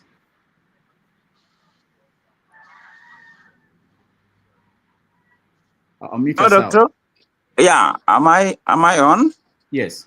Am I audible? Yes, we can hear you. Oh, thank you for giving me the opportunity to. It seems like everybody's just giving him his opinion here. Nobody's backing it up. Most of the people that are speaking here are not backing it up with any statistic or data that shows there is actual genocide that is going on apart from the fear that has been instilled in our people in the north. I live in the northeast where Boko Haram is very, very vicious, and they are the one that are called the Islamists. I live in Adamawa State. So I witness all this terrorism. There are more mosques, multiple mosques were destroyed.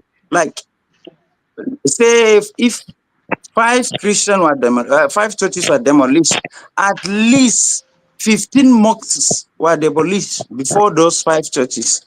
And those people, when they come, they don't discriminate. They don't say this, okay, you are not practicing the right Islam. We are practicing the right Islam. Therefore, we'll kill you. They will kill Christians, they will kill Muslims, and they will kill everybody that doesn't support their ideology. And again, it's like, another thing is, why is it unique only to the Fulanis? If another tribe commits a crime, they don't call the tribe, they don't call that person terrorist or another degrading name. Why don't you call, let's say, Hausa terrorists? I've never heard of that. And they've been committing crime. There is no a single tribe in Nigeria that doesn't have bad acts. But if they commit a crime, they're not calling them terrorists. If they will just say, look at the Southerners and the Easterners, most of them. If it is scammers, they are scammers. Nobody will say Igbo scammers or Yoruba scammers. But why is it that when it comes to Fulanis, it carries the name of the Fulanis? And if a Muslim commits a crime, why is it said that a Muslim commits that crime, a Muslim terrorist, or Muslim robber, or Muslim anything, whatever he caused, whatever he has done, regardless of his tribe? But if a Christian did the same thing, they will not say a Christian person did this. Dr. Damage, you know, okay, most of you guys know if you live in America, if a Nigerian-born US citizen did something wrong, they will say a Nigerian, American Nigerian or whatever, Pakistani American, Indian American, if they do something bad. But if they do something good that makes the country proud, they'll just say he's an American because he was born there, if you start to make that argument. But why is this label attachment exclusive to Fulanis? Thank you so much. Yeah. Evangelist. Excuse me, sir. Let me tell you something. I, Ezekiel Dachoma, I've reared cattle in Ruga Fulani. Imagine if it is another tribe, we will know. Imagine we know how their dialect. We know it. When they are entering a village, the next thing you hear Allah Akbar. Almost every village, up to Adamawa, Taraba, Plateau, they will chant Allah Akbar. The next thing you will see their dialect, giving command in their dialect, Fulani. Because our people have been living together with them. In that night, you will see them communicating in Fulani dialect. Burn that house. Kill him in their language. We have many of our people that know their dialect. They even communicate with them. That is why we will see Fulani. Even in southern Kaduna, the same thing. The invasion of this thing, the Fulani took off from Nasarawa, they enter. And when you see a Fulani man, when a house is burning, it produces a light. You will know this is a Fulani man through the light. The house that is burning in the night. I've witnessed that. I was sleeping in the grass. And I saw it. The burning of the houses reflect on them. We see the way they are. What benefit shall we lie to them? If they come, they will say they are also killed. By who? Is it the Muslim killing Muslims? Why is it that the Muslim could not tackle? We have never for once attacked Fulani.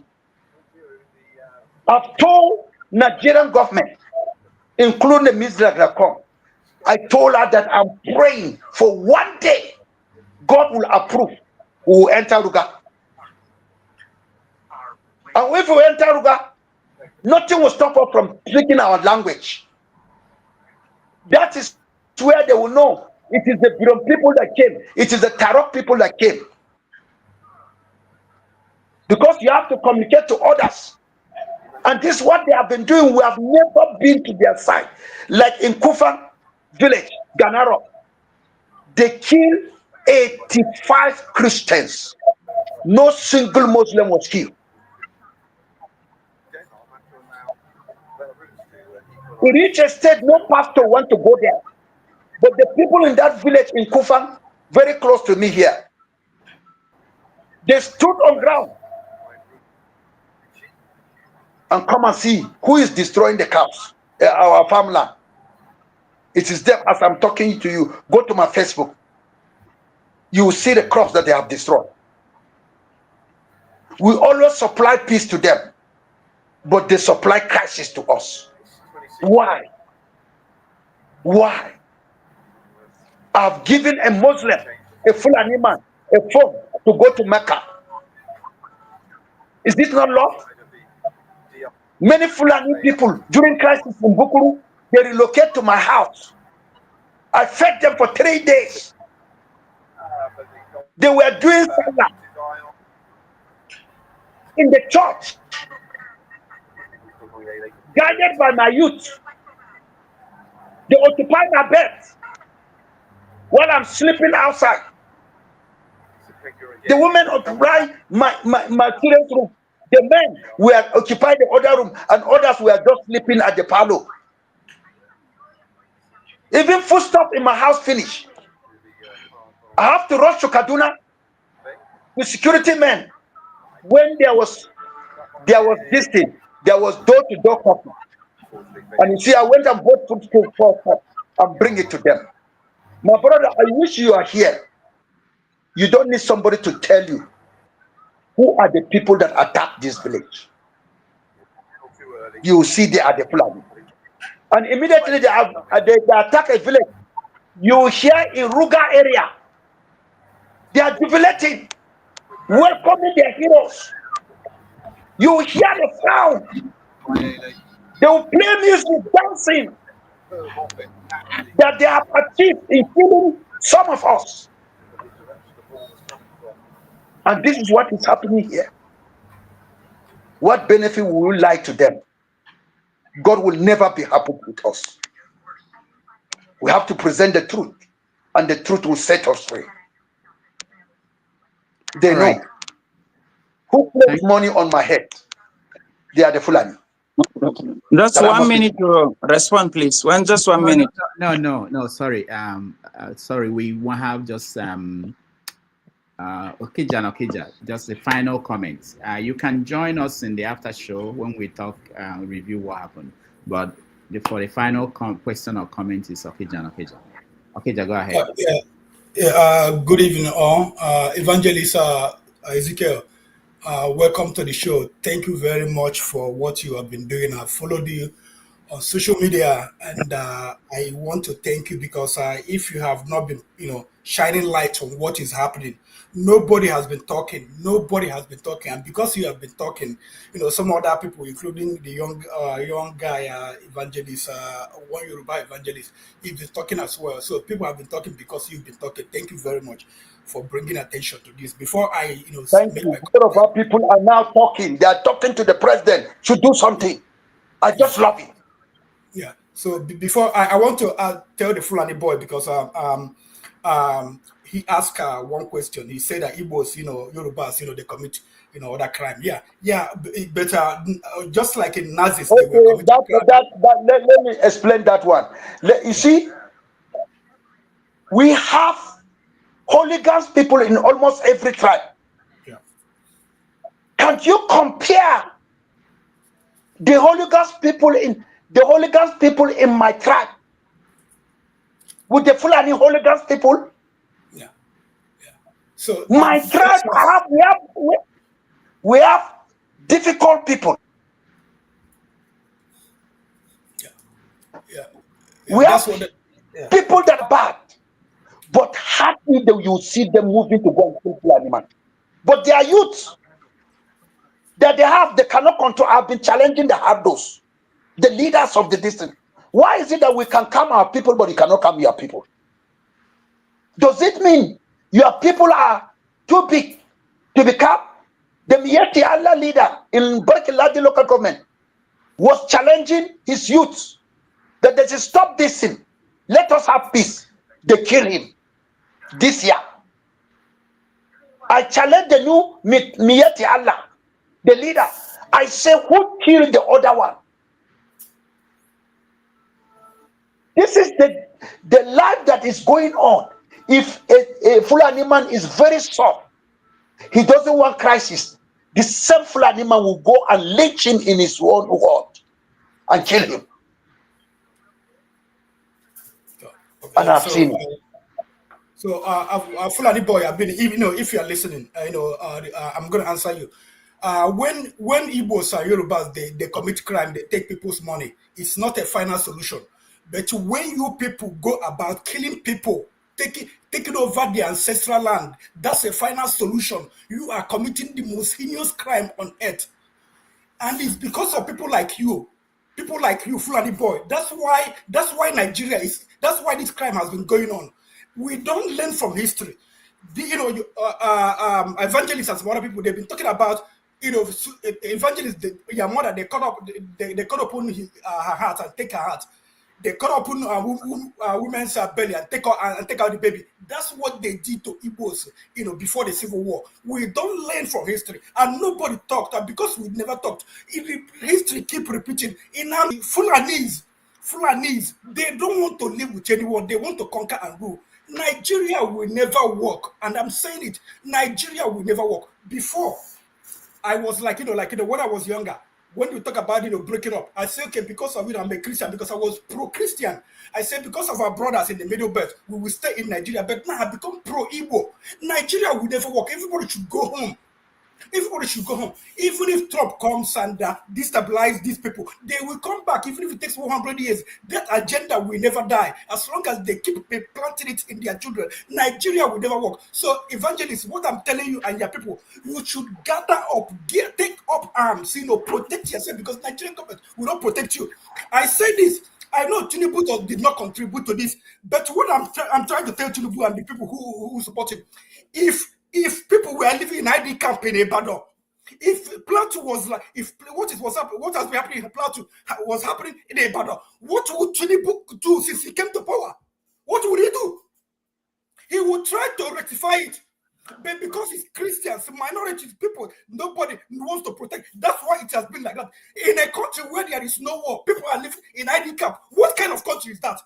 People have lands and central land are taken over. I can't imagine it because I have land in my own place where my ancestors are buried. You tell him that somebody will take my land and I will keep quiet. Government will keep quiet. Nobody is doing anything.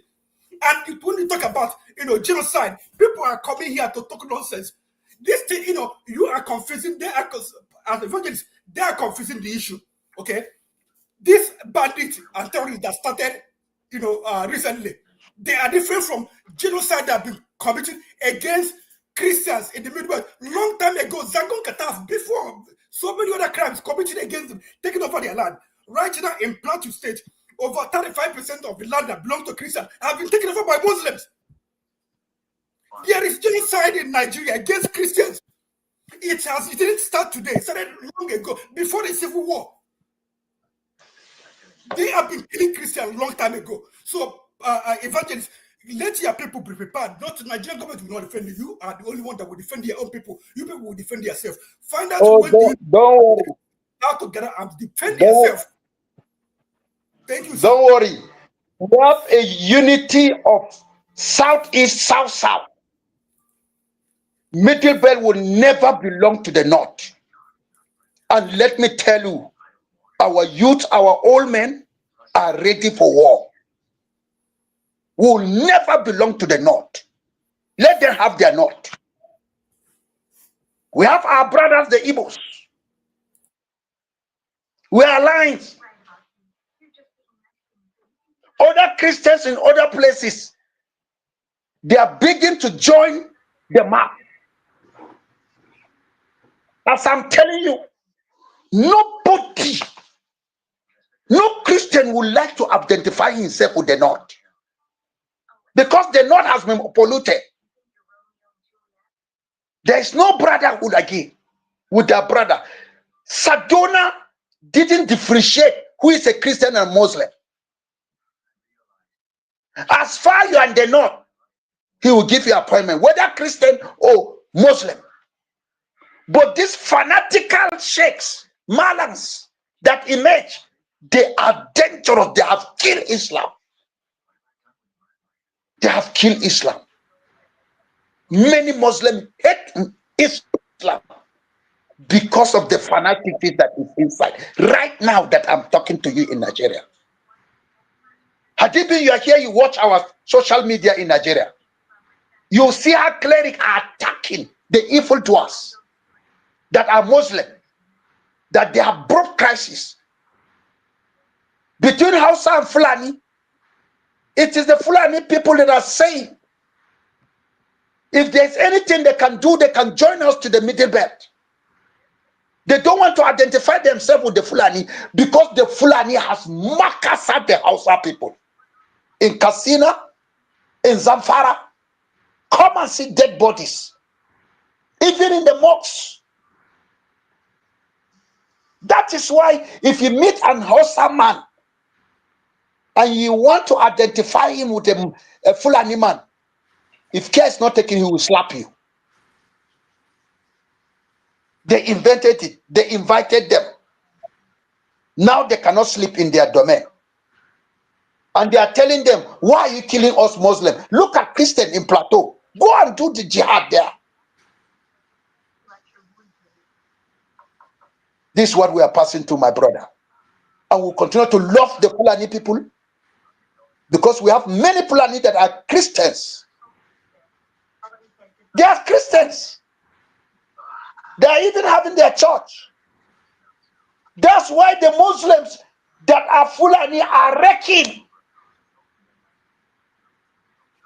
The fanatical Hausa people are wrecking.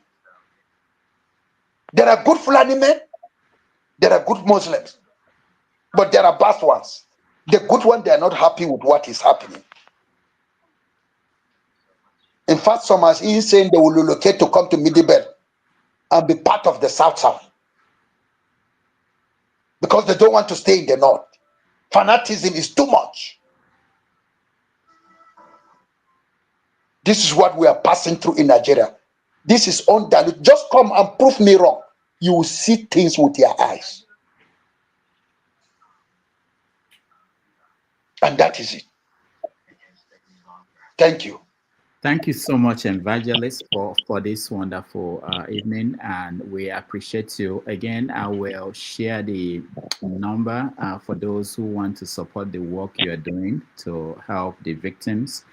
of this situation there. And thank you so much. And hopefully we will get you back in no distant time to continue the conversation.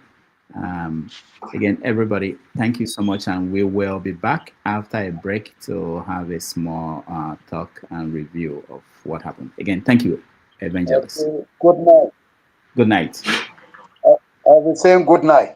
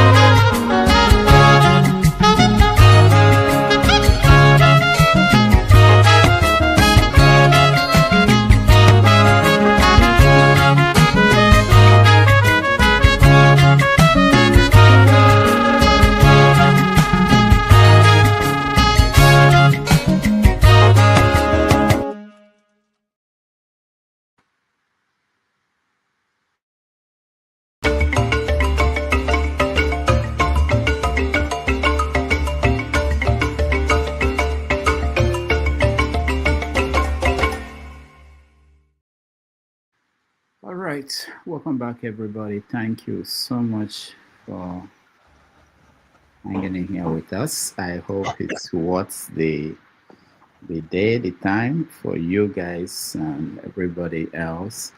I see new faces here. Yeah. People I've not seen in a long time. Thank you all. I heard he was part of the Tunubu's team. So congratulations, Yeah, Dr. Dominic. people I've not seen in a long time. Dr. Dominic, welcome. Thank you so He much. took appointment with Tunubu's Hi, Rudolph. It's administration. good to see you. It's been a while. All right. Rudolph. Yeah, who is speaking? I don't know who is speaking. That's Maz okay. Oh, Maz is okay. Oh, I forgot that you are still with us. Maz is Yes, okay. I am. I might have to shoot out, but before I do, I appreciate, Pastor Ezekiel. The reason why I said that is that he's been in the forefront, so it's sad sometimes when I read what people write. There is an adage, there is an Igbo adage that says that when a casket contains another person's coffin, then probably the onlooker does not necessarily feel the impact and the damage is done. Now, in the last couple of days, I have engaged people on ground. I mean, on Friday, I had a global town hall with many of them, people from the Middle Belt. One key takeaway that I have been trying to process since the last 2 days is that over 300 communities have been occupied. Now, when people hear 300 communities, it sounds as if, if we don't put context to it, it might not make a lot of sense. Let me put context to it. The whole of Southeast, that is Imo, Abia, Enugu, Anambra, Imo, Ebonyi, right, is barely about 29,000 square kilometers. Plateau State alone is about 30,913 square kilometers. Now, only in Plateau, 136 communities taken. 136. Anambra State, that is about, less than 5,000 square kilometers. That is less, if you divide it, let's say 1/5 of Plateau has about 179 communities or towns, as you may call them. I want us to put context. Let's say Anambra State, that is about 1/5, has this number of towns or communities. But a place like this then loses 136 communities. These are documented. When I had that, the meeting, and this guy, Dr. Kabung, who wrote, he has written a lot about it. And when he sent me the PDF document, I mean, they have empirically, painstakingly written and documented about all these things. And understanding that changes this for everyone that who cares to listen. And also, it is a governmental propagandish narrative when we hear, oh, they are killing us also. I don't know what that means to achieve. Every life matters. If they are killing Christians and the Christians are shouting, it does not diminish the killing of Christians if they are also killing others. What the Christians are saying, those who are shouting, is very simple. Stop the killing. Do not kill Muslims. Do not kill atheists. Do not kill Mumuyans. Do not kill traditional worshippers. And do not kill anyone. I mean, is that so much to ask? Even some people would argue, oh, then Trump comes, he will take your minerals. The minerals that you are taking now, where is it? Where is where is the solid minerals that you're taking to yourself and people are dying? honestly, no one cares how you stop it. Yes, Bola Ahmed Tinubu, in my view, I still believe, Amit, naively so, is not a fundamentalist, but he is, his inability to stop the killing makes him an accomplice. He is the CNC. The power stops on his table. I was speaking to a professor of political science earlier today, and he agreed, and incidentally, a Yoruba person as well, he agreed that he cannot function on this planet Earth.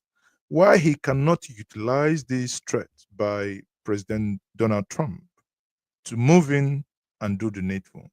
Do we have the resources? Do we have what it takes to move in and deal with whoever? I do not care. The nomenclature is irrelevant. Who is doing the killing, and stop this mess? It is pure madness. But again, if you stay on the plank that people are losing their lives, people are being killed, lands are being taken, communities are being relocated, communities are being wiped out. There was this imam,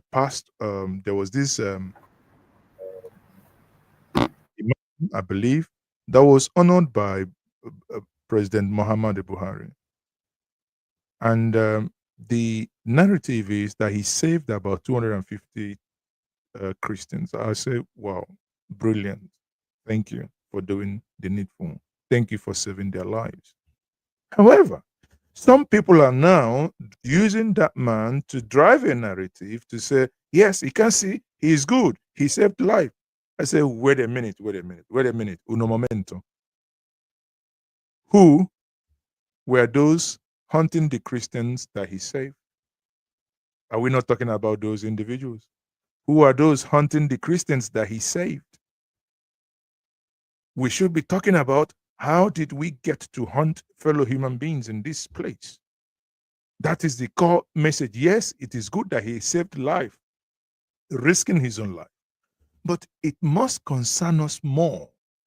Those who had the weapons, who had whatever it took to relocate communities. That brings me to the international geopolitics of it. China was quick to make comments when Trump said what he said. Why? Because China is also a beneficiary of this conflict. There are areas, let me tell you, in the last 2 weeks, the level of engagement I've done of, backstage and understanding the conflict better, it makes me think that we are, honestly, Rudolph, I means no words, we are in a banana republic. You understand the level of mineral resources that is being taken in some of these places. There are some areas where they came in, invade, take out the human habitations from there, and the next thing you know, that certain machinery is moving, and people start. So the question is, if you make the dots, make the nexus, why does that happen in certain areas? That these excavations, and these excavations go out of Nigeria, they go into the main profiteer in this case is China. So China has every interest to ensure that all that doesn't arrive. But at some point, 2 days ago, and I conclude with this, I asked Mark Arnold in my show, in my program, when he came. He said, he arrived late. He joined. He had a meeting with one of the American, I think Senator. Oh, blimey, I've forgotten the name, but the senator that got the first CPC. Is it Ted Cruz? Ted Cruz?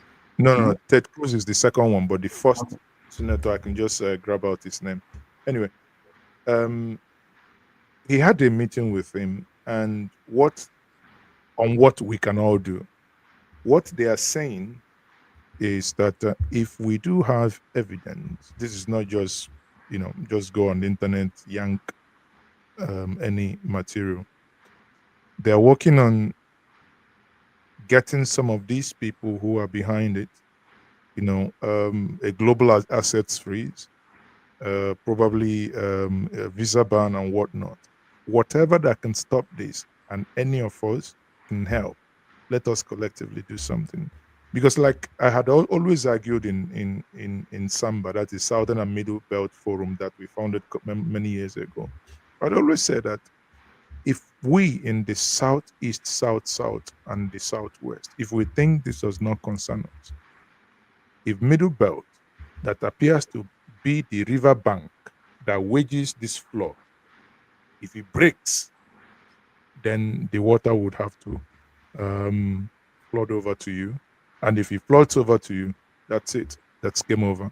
So we must endeavor to do everything we can within law to see how we can help to ensure that this mess and madness stops. Rudolph, thank you on this. I yield.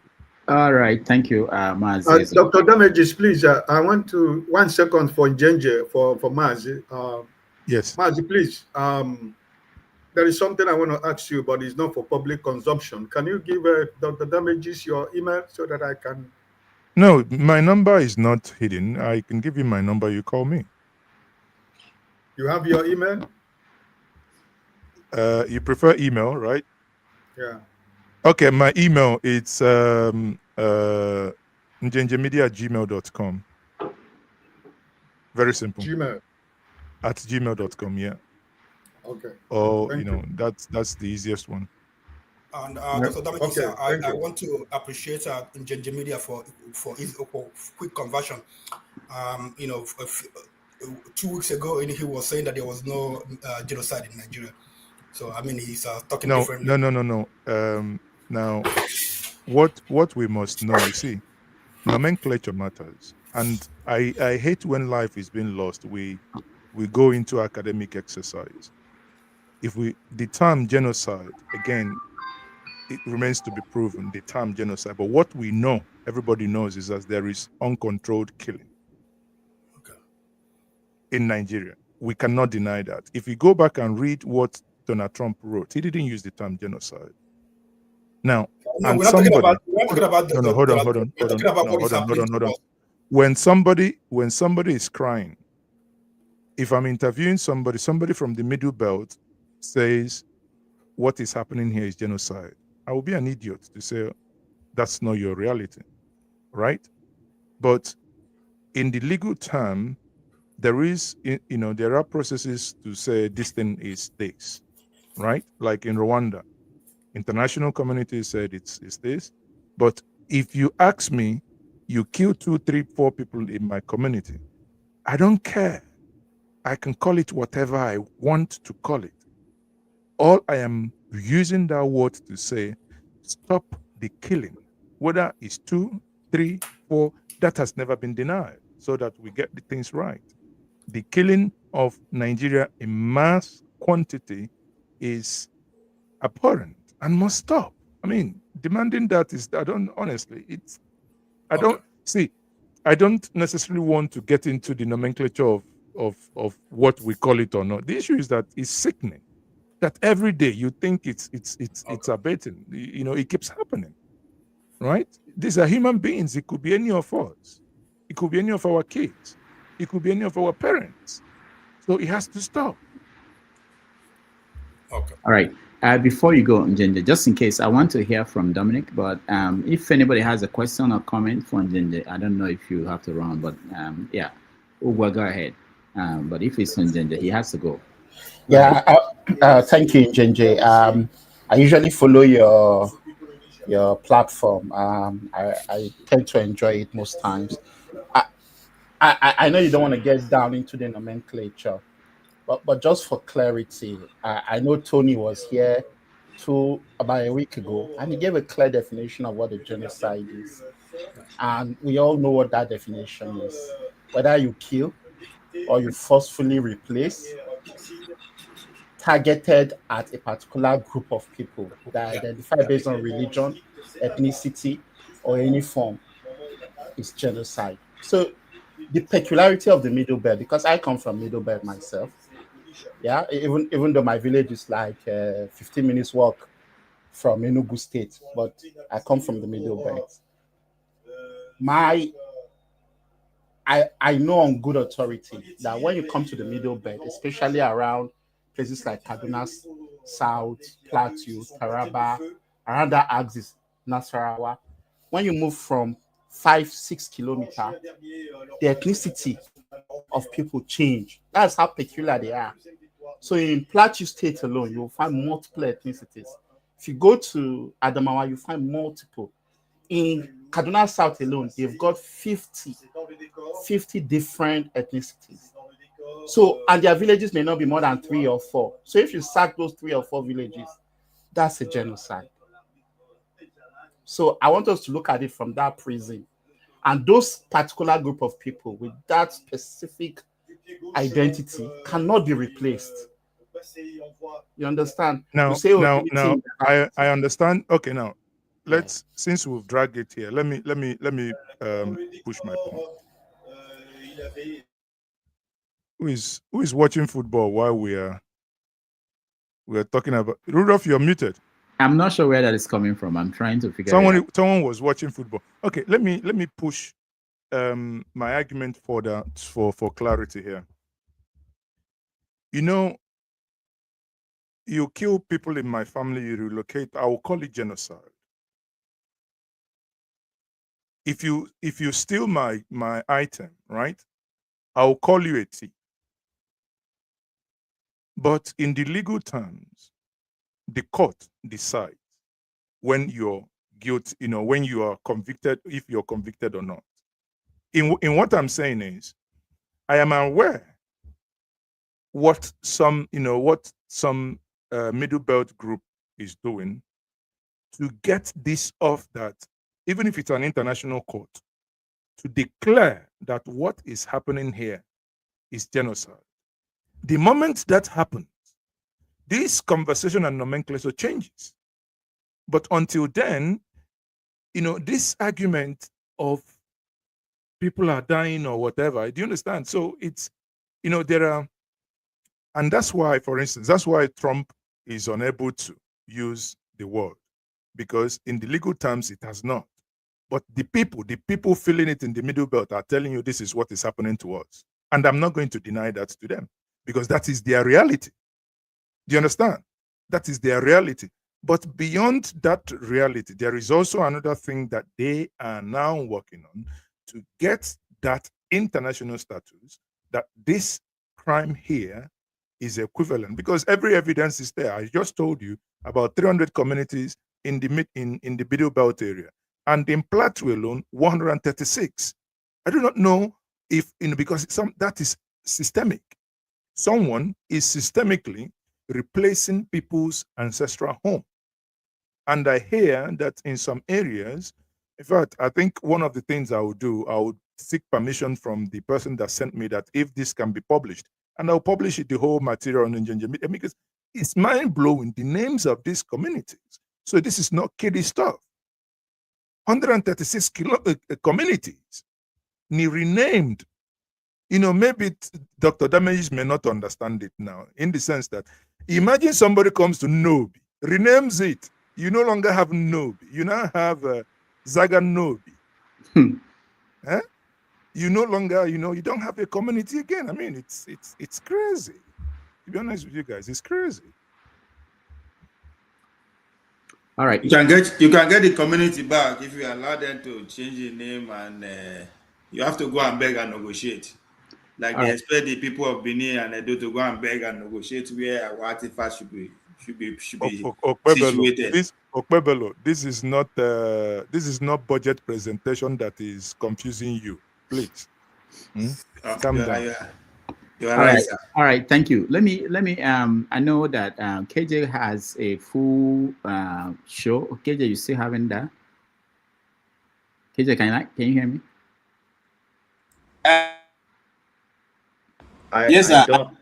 I still have it. If you no, No, we because do. if not, I will not get some salary at the end of the month. I have to have it. All right, that's a good one. That's a good one. Ginger Media, thank you so much. Unless anybody else has a comment or question for him, we move on to Dominic. I just want to hear people who didn't get a chance. Yes, I have a question for Ginger Media. Oh, okay. All right. Yes. Right. Ginger Media, thank you so much. Please, when next you come around, let me have this shirt and cap. That's all I want to ask for. Because you can't just be enjoying this alone, Because without pleasure. If it's going to, I can make one. I can make 1 dozen of it if it's going to stop the madness. Okay. Thank you so much. Never convert to Nobi. You don't beg. All right. Thank you, KJ. Ginger Media, thank you so much. So let's say, Dominic, where have you been? And start from there. You know now, work. Most times after coming back from work, I just want to rest. But today's particular topic is especially gut-wrenching. So I didn't want to miss it. I just wanted to offer some encouragement to the evangelist who was here earlier, but I didn't get the chance to. You know, I see a lot of things happening in the media. There's this back and forth about definition of what is happening. Everyone, even before all this banditry and everything started, there's always been killings in Nigeria, ethnically motivated, religiously motivated. You know, the Southern Kaduna killings are something that people are very well aware of, whether there's an ethnic undertone or religious undertone. I don't want to go into all of that, but the important thing here is, what is the government doing about it? There is no motivation, at least expressive from what we've seen. There's no motivation to do anything substantial to stop all these killings. We've been here about South Africa for a long time. Now there's banditry. If it's not for people, you know, fighting in the unconventional media to push the narrative down of what is happening, how many times have you seen mainstream media in Nigeria talking about those things, or the governors even talking about it? Right? So it's quite disappointing. But one thing I wanted to reflect on is, you know, this whole thing about whether there's Christian genocide or not. Two things can be right at the same time. They don't have to be mutually exclusive.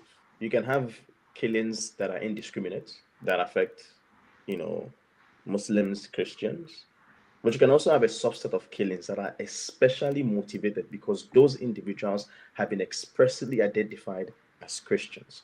Whether the killings are happening because someone decides, you know what, this is a church, so if there are people in there, I assume they're Christians, I'm going to burn down the church, right? Or this community is known to be almost 100% Christians. So if I'm going to this community, I'm killing them because they are non-Muslims, right? So you can have a Christian genocide and also have indiscriminate killings. One does not cancel the other out. And I actually had the same thought of some of what Nigerian media said. I personally am not a big fan of, you know, I'm in the US, of the craziness that's happening, the political craziness that's happening. And if you know some of Trump's history, usually when he gets involved in things, he doesn't get involved because there's a compassionate or empathetic aspect to it. There's usually some undertone of, what can I gain from it? And so that's why some people are a little bit, you know, concerned about Trump making threats. I don't think anyone is going to do anything, or he's going to send anyone in Nigeria. But I think the one thing that we should all at least welcome is the diplomatic pressure that it adds onto the Nigerian government. Because, you know, a lot of times the Nigerian government doesn't have any motivation or express will to do anything to better our lives. But if there's one thing that they respond to, is criticism. Right? You every once in a while you have all these humanitarian organizations publish stuff about the government, and next thing you know, I'm not in Nigeria, so I can say anything I want. This guy bio, you know what I'm saying, because I mean, if you're in Nigeria, you should really be careful what you say at times like this. I'm not saying you should not stand up, but I think for us in the diaspora, at least there's some level of, unfortunately, shelter for us, so we can be a little bit more confident in saying things. You know, bio will come and spin narratives active and start talking crap on X and Twitter. So I'm not a big fan of Trump trying to, saying that he's going to invade, but I welcome the added pressure. Sometimes you need to add pressure to Nigeria. You need diplomatic embarrassment. I'm just reading in the news, COP 2025, which is the climate conference. Nigeria has the third largest delegation, 700 and something delegates. I think Brazil has the highest one Brazil has the highest one, followed by China. These are very large countries. And then Nigeria has the third largest delegation of 700 plus people. What are 700 plus people going to do in a climate conference? There's fire on the mountain, and you're wasting money, 700 people to a climate delegate. Seriously? So, quite honestly, I think anything at this point that is not harmful, but that would pressure the governments and push us towards a government that listens, that puts their words into action. I'm all for it. So I think people get into this mind space of a slippery slope. Or if Trump says he's going to do something, he's going to invade Nigeria, and then the next thing they're going to take our minerals. That is not how life works, right? Nigeria is a sovereign country. There's some level of diplomatic or mechanisms that you can't just jump from invading a country to next thing you're taking over the minerals. Case in point, was it not a couple of years ago that America sent SEAL team to come and rescue someone? I don't know if it was Northern Nigeria or thereabouts. After that, they just did a surgical operation and left. There's another case in point, Osama bin Laden. Did the US talk to Afghanistan or Pakistan? No, they just sent the SEAL team. They went there at night, flew in there, killed Osama, and came out.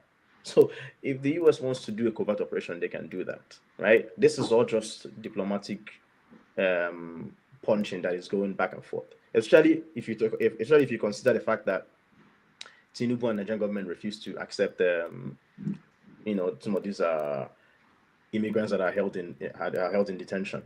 So my whole point is, I don't think we should wasting our time with terminologies. The fact that there is a killing happening, there's a subset that is targeting Christians, and that is especially egregious. There is a subset that's also targeting people because of their ethnicity. That is very clear. It doesn't take away from the fact that there's also indiscriminate killings which are affecting Muslims. Anything at this point, whether it's international pressure or Donald Trump, that is going to help push the Nigerian government to listen and actually put their words into action, take security seriously, I'm all for it. So I think we should stop wasting time with the little banters and focus on the main thing, which is people are dying. We need maximum security. We need serious help. Wow, thank you, Dr. Dominic, You're welcome. for that. Talking about questions and serious things. Somebody wants to know why did Trump call Nigeria a disgrace? I think what happened today that we lost to Congo at the World Cup, maybe that Trump knew that was going to happen and he called Nigeria a disgrace. I just got the news that we lost. It was a penalty, and most of you who follow soccer. Penalty doesn't count. That's more like luck. Huh? Does that mean no qualification? Yeah, we didn't qualify. Yeah, that's it. That's it. That's the end of it. Yep. Congratulations. I didn't even hear the news. Wow. Yeah, it's just now. We save our money. Our money. They will go to Brazil next time. They will take more people. All right, thank you, Dominic. And Let at me this not even go point, into football. yeah, I know you're an expert, but let me just say that KJ will host the after show. Unless there's any question about everything, I want to thank KJ because he was the one that put it all together. Without him, this show would not have happened today. It wasn't me. But thank you so much. And anybody can assist in terms of if you have a connection to important people that we think we should have as a guest. Sometimes it's difficult to reach these people, and any way you can reach them and bring them here, we encourage that. I'll follow up if you give me the connection to certain people, especially people in the news. Rudolph, can I get your email? My email is Who is speaking? It's me, Emmanuel. No, it's me. It's Dr. Dominic. Oh. No, I'm saying, who do you want to talk to? You want to talk to Rufai? You want to bring Rufai? No, El Rufai, not Rufai, El Rufai. No, not Rufai. I'm talking about Rufi, as in Rufai from Arise. No, he's been here. El Rufai. No, that one I is. beg. El Rufai. And I'll talk to you on the back channel. I was going to say something, but I remember I can't just say anything. All right. I shared my email with anybody. You can have it, drdamages@gmail. My number is out here too. All right, KJ, you want to say something before I hand this over to you? Yes. Just to say thank you for you sat. This is 4 hours counting. So sometimes I don't know. It's not easy to assemble these things, especially the videos and all the questions and talking point. But today has been a good one for those who want to know the truth. And just like Dr. Dominic said, the truth. You can always ask the other question, but the truth is that certain things are happening, and those things will keep happening. The middle belt is they are losing a lot of communities, and it's gradually, just like those of us who follow Nnamdi Kanu. He said this many years ago, 2017. And that because of the hatred for the Igbos, they will leave their north and chase the Igbos to the east, and the north will be taken. Today, you can see that that's exactly what's playing out. They've still not left the communities in the Ebola meanwhile, because I got a Nonso's video yesterday showing how they went to the market and they were just shooting sporadically into the market full of old women. I don't know what you intend to. Is that the people you're supposed to be looking for? Anyway, thank you, Rudolph. For those of us who have more questions to answer or to ask, or contributions which you have not made, or even if you have made, you want to come and hear it, because there's another team that is waiting for Rudolph to go now. Then they will bring their own arguments differently. Please join us. That will be led by the head boy, Pablo. Pablo, please don't make sure you are there. Would they smoking both for that section? All right, thank you so much. I just wanted to say, a big thank you. I've been seeing all the work that you're doing in the background. Thank you. God bless you. Thank you, sir. Great job. I'm not Sabeg. I'm not small boy like me. One more. No. But I was going to ask, Dominic, are you this young? Because all your hair has gone, so you have become What do you mean on my hair? I have looking like 16. So what do you mean?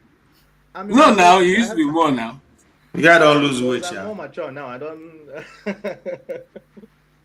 All right. Okay. All right. Thank you. Before I say final thank you, let me go. Where is Chim? Why is Chim today? You also had a very big team. Flagship. I don't know if you're still listening. Thank you for also coming. Flagship was also on the panel. Yeah, Chim didn't have any questions. Dr. Dominic, Ndewo, how now? Ndewo, sir. Ndewo, okay. So somebody keeps removing me from the show. I don't know who the person is. I have accused, but I don't know if it's KJ that is doing it. Why? God forbid. I don't know. Somebody keeps taking me off. But it is not KJ. It's not KJ. I'm doing accusation by elimination.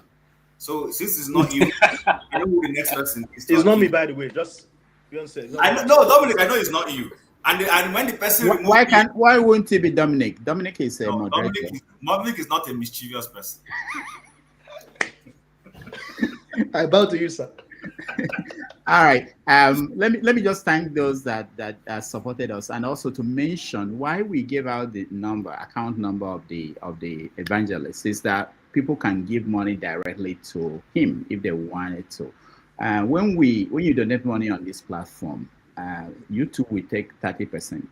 So it doesn't all come to us. So it's better. That's why we're trying to channel any kind of support to go through Zelle. It's easier, or even PayPal is better than YouTube. But if people prefer that, we're okay with that. But when it comes to giving to people outside, because they might see that somebody gave them $50 and it's not actually $50 that we get to them. It doesn't, but it could have been channeled directly to them. So that's one reason why we talk about that. But I want to thank all those people who supported us. Black House Capital, thank you so much. Oscar Blackbone, thank you so much. It's a new name, Santario. Thank you so much. That's me. Yeah, that's obvious new name. I figured out what this is. Me, who I be.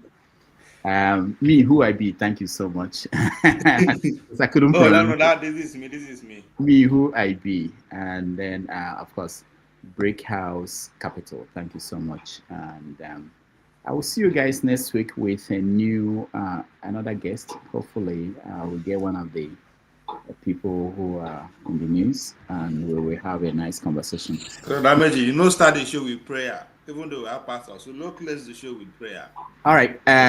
Thank you, team, for being here. Thank you, Dr. Dominic. Thank you, KJ. Thank you, Ike.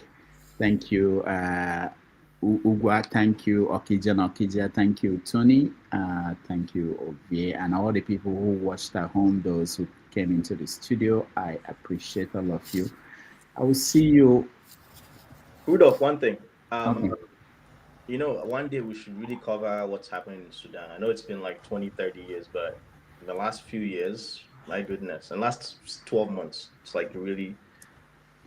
Dominic, that day you have to come because I've tried to do that. Nobody. I will come and we'll talk about it. People have to follow it to be able to join the conversation. Yeah. Otherwise, it will be a monologue. Okay. Most people don't follow it. I'm trying to look for people from Sudan to actually join us, so that it will be richer than us. I know some Sudanese people. The question is, would they agree to show face? Yeah, if they want to come, there's one I know that I've been trying to reach, but it hasn't worked. But yeah, that would be better. If you have ex-Sudanese girlfriend, does that count? We don't care how we are relationship.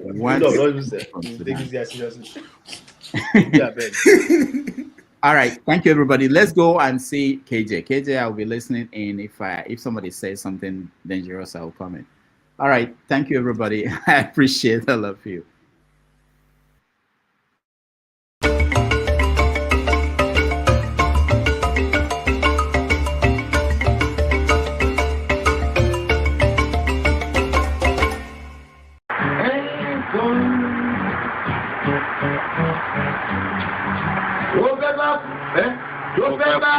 Tó fẹ́ kú torí ẹ̀ o.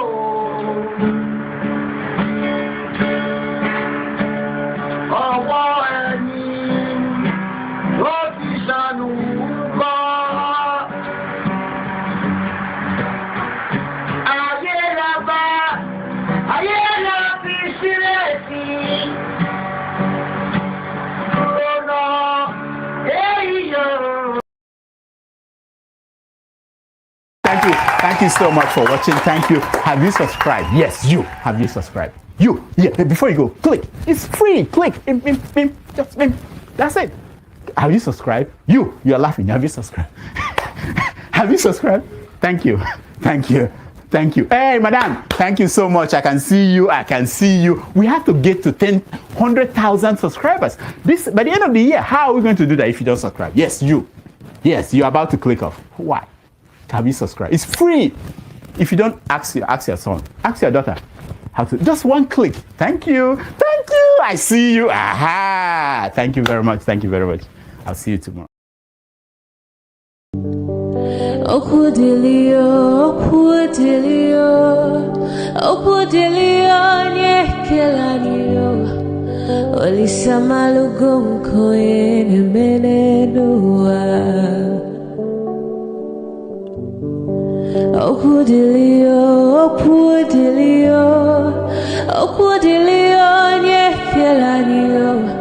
Chukuna malugo yo biadi ocha. Agaranya chogo kowe bili. Agaranya chogo kowe rielio. Owe chuku bezie chuku. Nuche chukwa busigi fegemeo. Nuche chukwa busia ifegemeo. Nifo solo ne asi alibazie. Oboye bebe agaraya muliba. Oboye wuru agaraya mebi vesolea. Mano garanya wo. Oboye afiozi enipakwa. Agaranya chogo kowe bili. Agaranya chogo kowe rienyo. Oboye chikubezi olisa. Kodili ma, kodili bemo, kodili wakema, kodili wanima. Naino kwane we beluge beluo. Kodili ma, kodili bemo, kodili kemo, kodili heyo. Ibedwe me wane, nikadiezi bohimo.